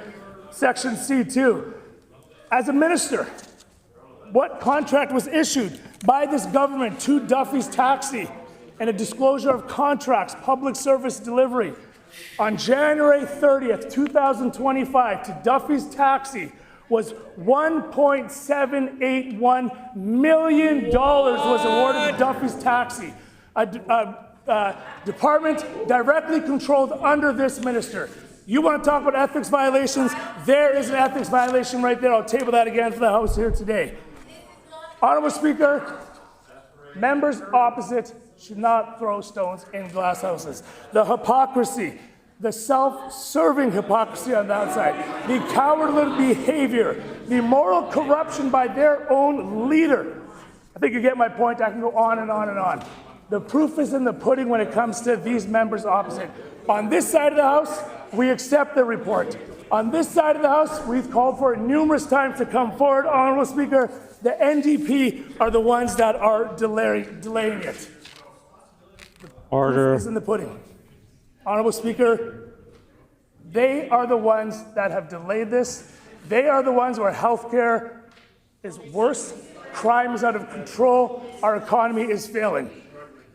Arrogance, the quality of having an exaggerated sense of own self and abilities and importance. Honourable Speaker, synonyms for arrogance: presumption, hubris, pretension, and vanity. These words describe an inflated self of self-importance, often show through behavior that is... Order, please. Order, please. I've asked the Honourable Leader of the Opposition to make his comments relevant to the motion we're discussing. I've asked him a couple of times. I shouldn't have to ask again. In fact, I won't. The Honourable Leader of the Official Opposition. Thank you, Honourable Speaker. I'll end on this, and maybe it's fitting that we end on the Premier's quote. Sums it up himself, and I quote, "My arrogance is a virtue, it keeps me controversial," end quote. Only this NDP Premier would think his arrogance is a virtue, when in reality, his arrogance is not a virtue, his arrogance is his downfall.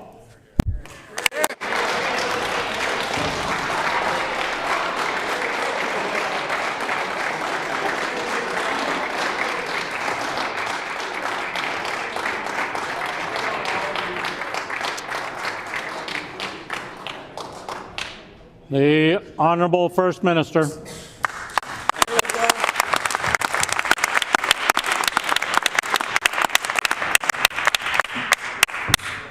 PC's made history today. For the first time ever, a former Premier was fined for breaking the conflict of interest law. Former Deputy Premier was fined for breaking the conflict of interest law.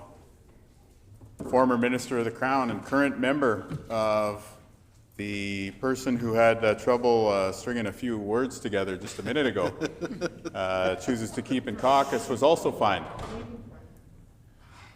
And the only thing preventing their current House Leader from being fined is the fact that he was too incompetent to be able to properly pull off the heist. It's well documented in the ethics report on this ethics matter that we're currently debating here that the member for Interlake Gimli was well engaged. The member for Steinbach was implicated. The member for Springfield Rashad was implicated. And now they heckle because they have no defense. That's right. Meanwhile, open up that report, launch the PDF, type in their names, bing, bing, bing, bing, bing, bing. And I'm not talking about a search engine that nobody uses. I'm talking about the two of them, Muppets in the gallery that they are.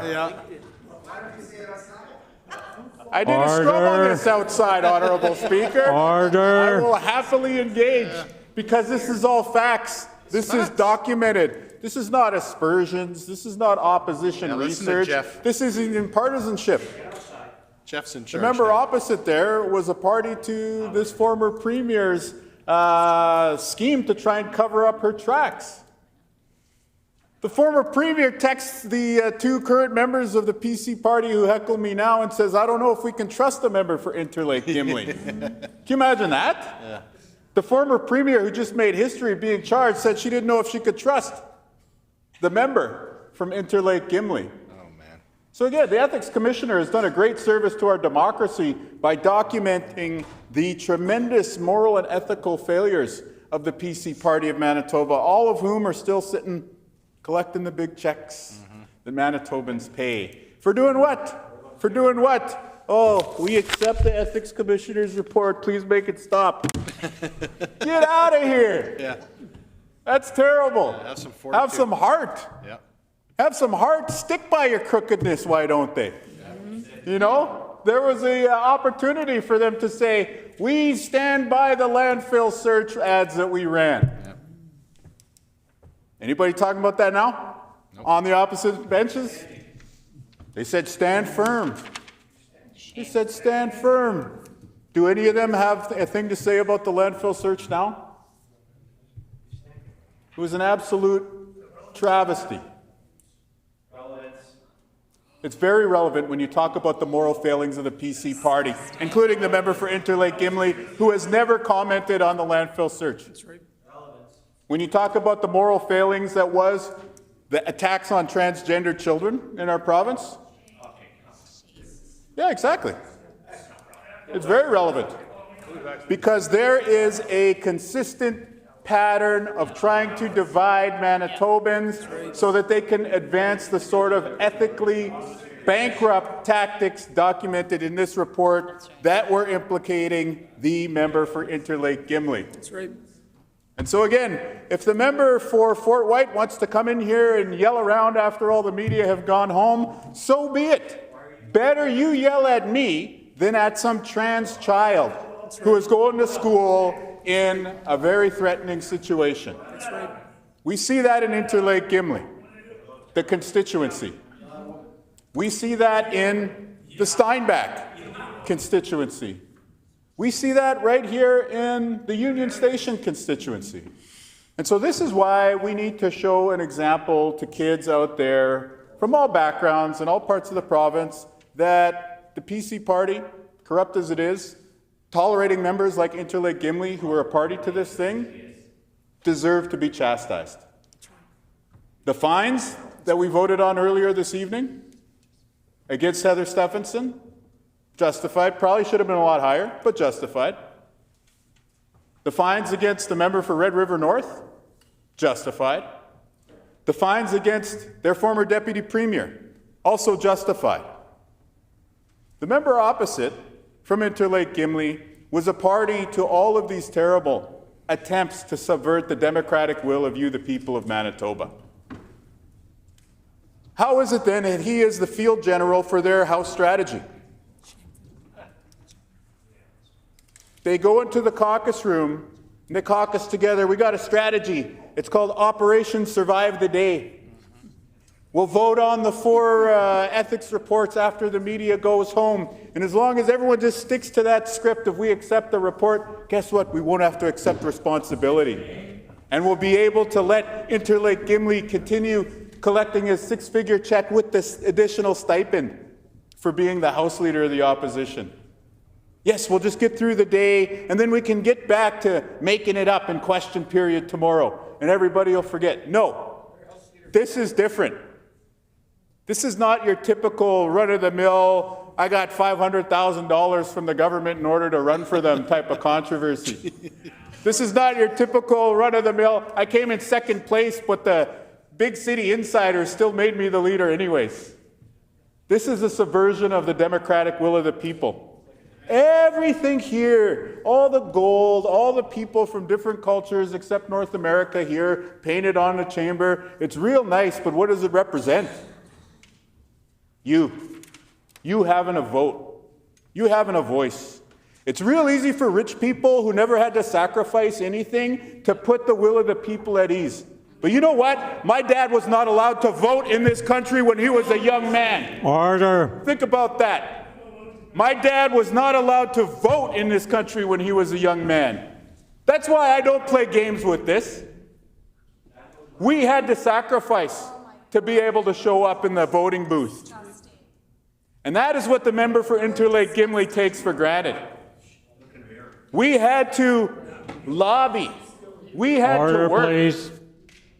I've asked members to refrain from hollering back and forth across, and the members on both sides are doing it. So I would once again ask you to stop it. The Honourable First Minister.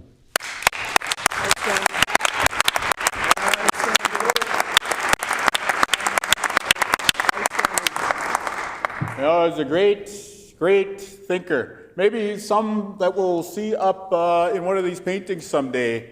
I believe his name was Peter Parker. And his old Uncle Ben used to tell him, with great power comes great responsibility. That's what you would expect from somebody who was elected to the role of Premier. Yep. It is certainly something that I hold dear. I will never take this office for granted because I grew up with people who did not enjoy the right to vote.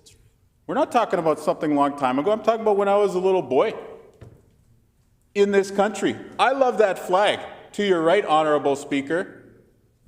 But that is where we have been together in this country. And for these members opposite to come in here and heckle on this day when they should be showing humility tells you everything you need to know about the current leadership of the PC Party of Manitoba.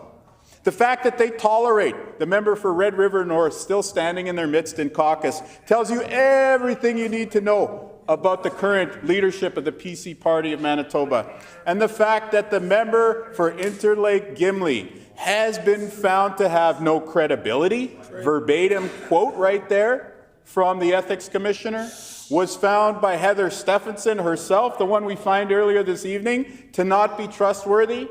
The fact that they elevate him to a House leadership position in their caucus tells you everything you need to know about this version of the PC Party of Manitoba. That's right. On this side of the House, yes, we understand with great power comes great responsibility. But here's the way that we take it even further. We know that we don't have the power. You have the power. And when it comes to serving you, whose awesome power is exercised through the use of the franchise, we hold a great responsibility on ourselves to the highest ethical standard to be your servant each and every day.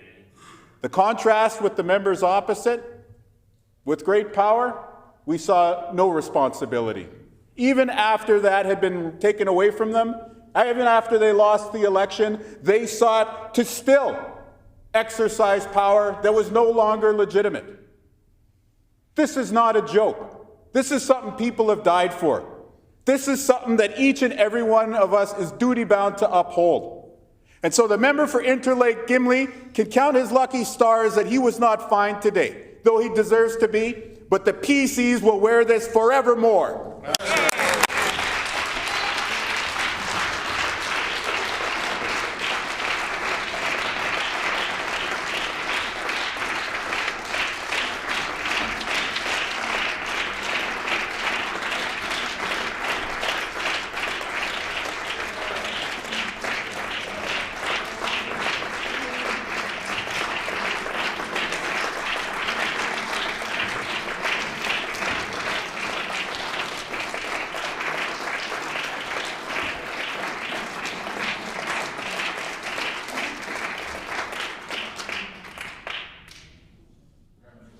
If there are no more speakers, is the House ready for the question? The Honourable Minister of Business, Mining, Trade and Job Creation.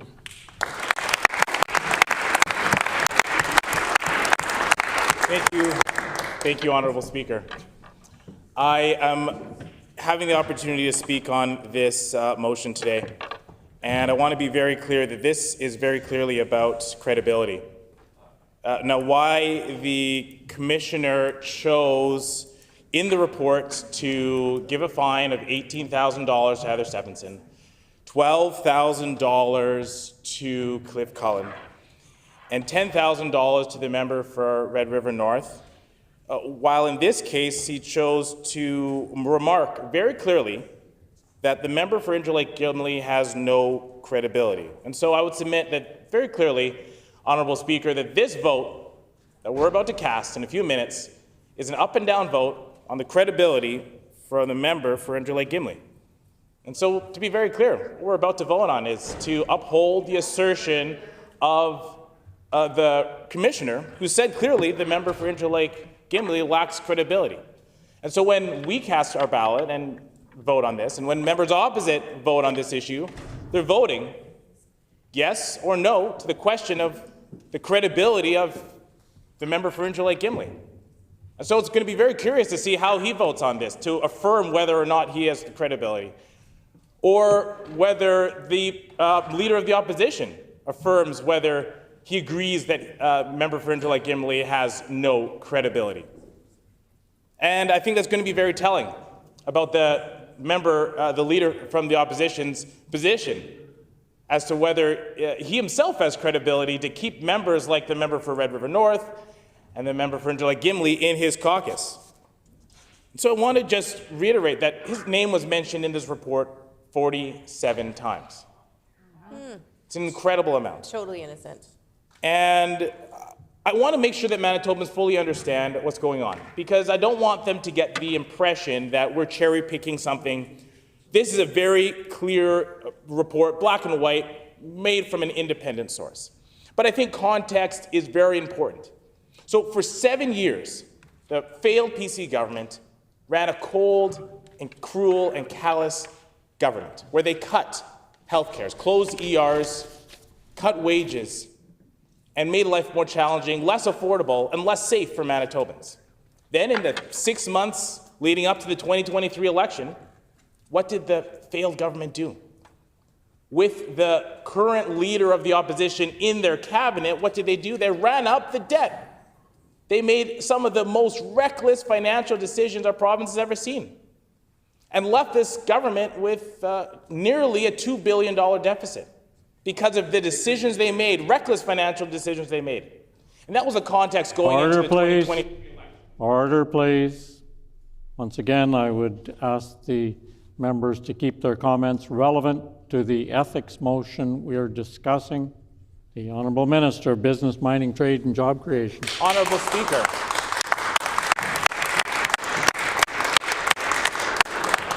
Honourable Speaker, I'm building a case on their record of poor decision-making over 7.5 years, which led them to the point where their continued poor decision-making led to this terrible report issued by the Commissioner, which shows that they broke the law. That showed that they not only did this once, but they have a pattern of bad behavior. And quite frankly, Honourable Speaker, it shows that the corruption is ingrained in the fabric of the PC party. It was there 7 years ago. It was there during the 2023 election, and it is certainly there today. That was never been more on display by what we saw in the, I would say, awful debate by the leader of the official opposition, who brought nothing to the table to dissuade any of the substantial report and evidence brought by the Commissioner. It was a disgrace to hear that debate, because Manitobans looked for leadership, and he offered none of it. Manitobans are looking for accountability, and he offered none of it. He can't even hold his own team accountable, not himself, and he can't be accountable to Manitobans. Honourable Speaker, during that 2023 election, the PCs put forward 2 campaign platforms. One was to attack the victims of a murderer, and the other one was to attack trans people. That is another mark on their bad judgment. How on earth can they think that that is a strategy to have success with Manitobans? It was an atrocious approach. And that track record of poor behavior, of misjudgment, of underestimating the intelligence of Manitobans goes directly to the credibility that is questioned in this very report, that Manitobans are looking for accountability on, and for which the members opposite show none. So after that 2023 election, where they attacked the victims and their families of a serial killer, and where they attacked trans people in our community, what did they do? They followed up the 2023 election by even more corruption, by trying to push through the controversial activities of a mining operation, even though they lost the 2023 election and lost confidence, and Manitobans lost confidence in their ability to run the government. And that Manitobans no longer trusted them to be in charge of the decisions that are made here in this building. Good choice, Manitobans. So we are thankful to the people of Manitoba for making that wise choice and sending them packing to the penalty box, to the opposition benches for many years. And so when we look at the actions by the member for Interlake Gimli, the report says very clearly, and I quote, that the member for Interlake Gimli was clearly interested in the project license being issued, and he was clearly kept well informed by the member for Red River North. He knew of the member from Red River North's plans to call Mr. Klein and Ms. Squires, and took part in a call with a lobbyist for Siosilica during the transition period, end quote. Now that is so significant because he knew everything that was going on, but did nothing to hold his team members accountable, did nothing to stop it, but in a way actively chose to continue breaking the law. And that's why we're trying to hold him accountable today. And that's why we're going to have a vote on his credibility in just a few minutes. The commissioner also remarked at the end that overall, I find the inability of the member for Interlake Gimli to recall what happened after the election when interviewed, that it puts his credibility at issue, end quote. Credibility is the question. That's tough. And the commissioner laid it out in black and white. The credibility of the member for Interlake Gimli, and vis-a-vis the credibility of the entire PC party, and the credibility of its leader. That credibility to continue to receive political donations for people who are mentioned in this report, even after. That when this report came to life, refusing to take proper accountability. And even here today, in this very chamber, on the day, the last opportunity we have to put words on the record with respect to this motion, members stand up and don't take an honest account for their actions. They don't take an honest account. In fact, the member for Interlake Gimli had an opportunity. He still actually has an opportunity to stand up in the chamber and be accountable for his actions. Imagine that, doing that. Now, if he took the opportunity, Honorable Speaker, to stand up in this chamber and make some assertions with respect to his actions, that might actually show credibility. True. I don't think he will, because as this report shows, he lacks credibility. And that's what we're about to vote on. It also shows that the leader of the opposition, by keeping him in caucus and keeping the member of Red River North in caucus, also lacks credibility. And the leader himself, I think, lacks that credibility as well. So it was through the 7 years of poor decisions, the running up the deficit during the last 6 months of their time in office, the terrible and horrific 2023 campaign led them to the point where they were in position and had this entrenched ability to see no difference between right and wrong.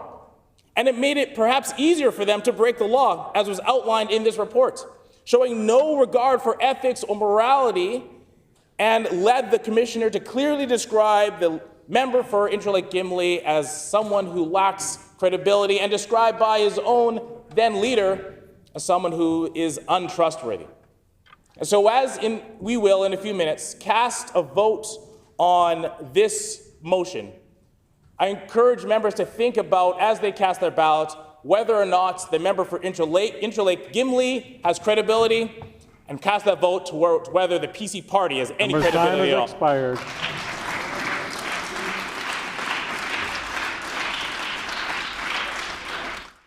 The Honourable Government House Leader. Miigwech. The Honourable Minister of Families. Miigwech, Honourable Speaker. I just want to put a couple of words on the record in respect of what is truly just a deplorable, disheartening, disgraceful day in Manitoba history here in the Manitoba Legislative Assembly. To sit for the first time in our history and talk about the fact that a former premier, a former deputy premier, two former ministers of the Crown broke the conflict of interest laws and violated the constitutional principles by which we are all elected and that we have enormous privilege to be here in this chamber. And they did it intentionally, they did it knowingly. It is a pattern of corruption that we have seen for many years, but certainly with this cohort since 2016, since I've been elected, but certainly in the last many years, this pattern of corruption and just this absolute disregard for the Manitobans that elect us to be in this chamber, or the Manitobans that elect them, which are very few, obviously, that's why they're on that side of the chamber. It's a complete violation of the democracy that we should all be upholding and living for, living in respect of the work that we do. But it is a pattern. And I want to go through some of the patterns that we've seen. First off, my colleagues have noted several times this evening about the fact that for the first time in Manitoba history in a provincial election, we saw a previous government want to stay in power so badly that they would choose to construct their whole political campaign on the murders of Indigenous women. On the murders of Indigenous women, that while that campaign was going on, they lay in a landfill. That while that campaign was going on, their families were desperate to have anybody listen to bring them home. That the country was desperate to have these women brought home. And Heather Stephenson was the face behind that. She was the one that was on our billboard. She was the one that on CBC chose to make that her first question to what is now our premier, who obviously answered that question in the only way that that question should be answered. I tabled for the House these articles that show that she defended that decision over and over and over again. The sheer callousness of Heather Stephenson to put that so badly that she wants to maintain to be the premier, that she would use the murders, the grotesque murders of Indigenous women to try and stay in government and to try to stay. I would ask the Honourable Minister to keep her comments relevant to the motion we're discussing. The Honourable Minister of Families. Speaker, it is the pattern of this PC caucus and PC party, the absolute corruption in which they govern themselves and try to govern Manitoba. Manitobans rejected that.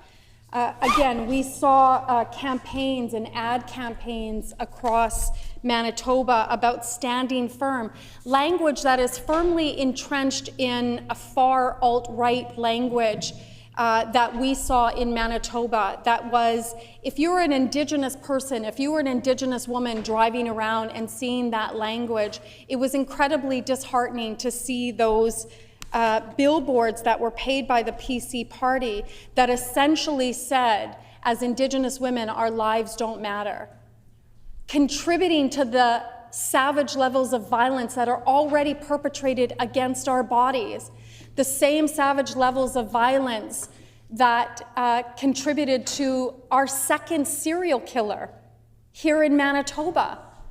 And that Order, is please. Once again, I would ask the Honourable Minister to please direct her comments towards the motion that we're here tonight to discuss. Honourable Minister of Families. And I appreciate, Honourable Speaker. Again, the member for Interlake Gimli was a part of those decision-making processes to ensure that a campaign was born, or a campaign was formulated on the bodies of Indigenous women. And he sits in this chamber, he can't even get up and apologize for his role in what we're discussing today, but his role in the overall direction that the PC party chose. We also saw it with Heather Stephenson in respect of using secret email addresses that I will table as well. We also saw it in Heather Stephenson's getting banned from Pride events after she once again showed utter callousness to 2S LGBTQ2I folks, of which the member for Interlake Gimli was never there as well. And all of them, again, were not welcome at Pride. Again, it's also another show of corruption that Heather Stephenson failed to follow disclosure rules in respect of $31 million in property sales. Again, at the time, the MLA for Interlake Gimli sat in cabinet with the Premier, the former Premier Heather Stephenson, and didn't say anything, didn't hold her to account. Again, I want to just point out as well that they have a current member that sits in their chamber, in their caucus right now with Swan River, and I just want to read a couple of things in the record that the member for Interlake Gimli has not demanded that the member for Swan River leave. In the fall of 2016, the assistant and the assistant of the member for Swan River, he asked his assistant if she wanted to see...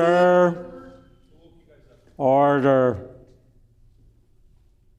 Again, I would ask the minister to keep her comments relevant to the motion. We're here discussing the Ethics Commissioner motion. The Honourable Minister of Families. And again, the Ethics Commissioner report talks about, the corruption of this PC caucus. And I do want to show that part of that corruption is the behaviors of members opposite. And so the member asked his assistant, he said, do you want to see, and I quote, a picture of hardworking beavers on his cell phone? Order, please. This debate is about the ethics motion. Please keep your comments relevant to that motion. The Honourable Minister of Families.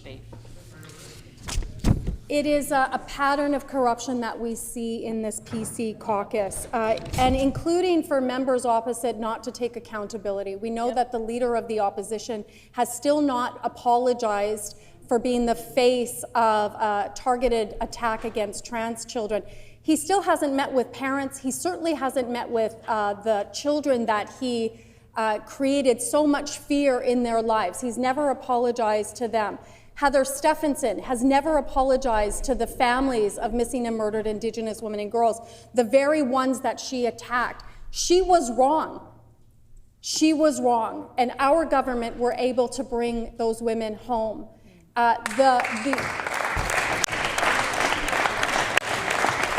The member for Interlake Gimli has not apologized. He has not stood up in this House, in his place, to apologize.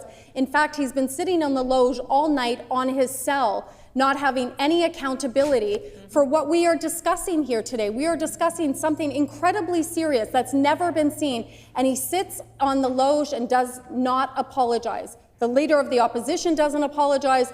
The member for Swan River does not apologize. None of those folks opposite apologize because they simply don't care about Manitobans. And it is the pattern of who they are. They are a corrupt party. They are incapable of doing their jobs. They're incapable of actually showing compassion and care for Manitobans because they simply don't care. And what this Ethics Commissioner's report has shown is that they only care about their friends. Yep. And the fact that we've got the leader of the opposition still taking money from some of the same people that are in this ethics report tells you everything that you need to know about members opposite. I would encourage members opposite to take a deep, reflective look at themselves. Time has expired.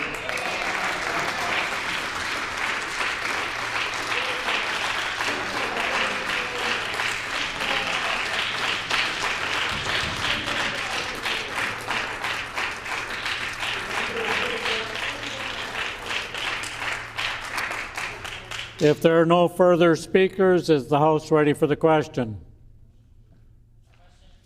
The question before the House is that the Legislative Assembly accept the findings regarding the honourable member for Interlake Gimli in the conclusion of the report of the Ethics Commissioner dated May 21, 2025. Is it the pleasure of the House to adopt the motion? Agreed and so ordered. The motion is accordingly passed. The Honourable Government House Leader. A recorded vote, Honourable Speaker. A recorded vote has been requested. Please call in the members.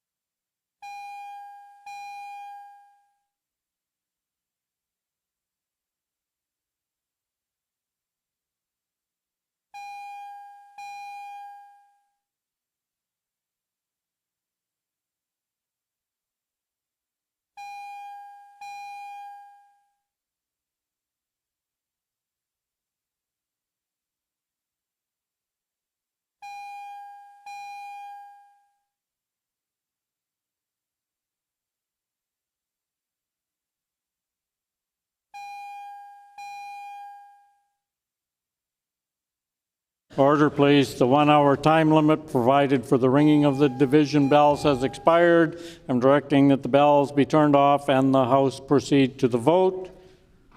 All the members in the chamber in favor of... All right. The question before the House is that the Legislative Assembly accept the findings regarding the Honourable Member for Interlake Gimli in the conclusion of the report of the Ethics Commissioner dated May 21, 2025. All the members in the House in favour of the motion, please rise. Okay, here we go. Honorable Mr. Canoe. Honorable Mr. Canoe. Honorable Minister Fontaine. Honorable Minister Fontaine. Honorable Minister Schmidt. Honorable Minister Schmidt. Honorable Mr. Weeb. Honorable Mr. Weeb. Honorable Minister Esquire. Honorable Mr. Esaguera. Honorable Mr. Sala. Honorable Mr. Sala. Honorable Mr. Costician. Honorable Mr. Costician. Mr. Khan. Mr. Khan. Mr. Johnson. Mr. Johnson. MLA Bariza. MLA Bariza. Mrs. Cook. Mrs. Cook, 1 second. Yep. Mr. Narth. Mr. Narth. Ms. Byram. Ms. Byram. Honorable Mr. Bushy. Honorable Mr. Bushy. Honorable Mr. Simard. Honorable Mr. Simard. Honorable Minister Marcelino. Honorable Minister Marcelino. Honorable Minister Kennedy. Honorable Minister Kennedy. Honorable Mr. Moses. Honorable Mr. Moses. Honorable Minister Cable. Honorable Minister Cable. Honorable Minister Naylor. Honorable Minister Naylor. Honorable Minister Sandhu. Honorable Minister Sandhu. Honorable Minister Moyes. Honorable Minister Moyes. Honorable Minister Morose. Honorable Minister Morose. Mr. Schuler. Mr. Schuler. Mr. Gertzen. Mr. Gertzen. Mr. Balkin. Mr. Balkin. Mr. Ginter. Mr. Ginter. Mr. Panuke. Mr. Panuke. Mr. King. Mr. King. Mr. Owasco. Mr. Owasco. MLA Malloway. MLA Malloway. MLA Corbett. MLA Corbett. Mr. Blashko. Mr. Blashko. MLA Chen. MLA Chen. MLA Pankratz. MLA Pankratz. MLA Devgan. MLA Devgan. MLA Compton. MLA Compton. Mr. Oxenham. Mr. Oxenham. MLA Loisel. MLA Loisel. MLA De La Cruz. MLA De La Cruz. Mrs. Schott. Mrs. Schott. Mr. Brar. Mr. Brar. MLA Redhead. MLA Redhead. Mr. Wochuk. Mr. Wochuk. Mr. Nesbitt. Mr. Nesbitt. Mrs. Robbins. Mrs. Robbins. Mr. Prashad. Mr. Prashad. MLA Cross. MLA Cross. All those in the House opposed to the motion, please rise. We will now conduct the alphabetical roll call of members participating virtually, and as a reminder to all virtual members, please respond clearly with either I vote yes or I vote no only when your name is called. But also remind members to unmute their mics only when they are recognized and then immediately mute it again once they have declared their vote. Paige will now conduct the virtual vote. MLA Lagacé.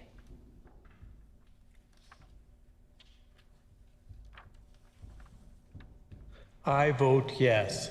MLA Lagacé votes yes. MLA Lamoureux. I vote yes. MLA Lamoureux votes yes. Honorable Ms. Smith. I vote yes.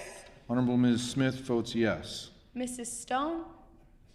I vote yes. Mrs. Stone votes yes. Mr. Wharton. Mr. Wharton. I vote yes. Mr. Wharton votes yes. Thank you. Well done, Captain.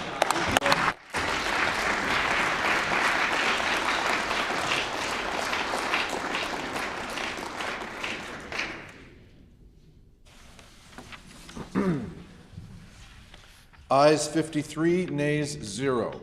The motion is accordingly passed, and this House now stands adjourned until 1:30 tomorrow.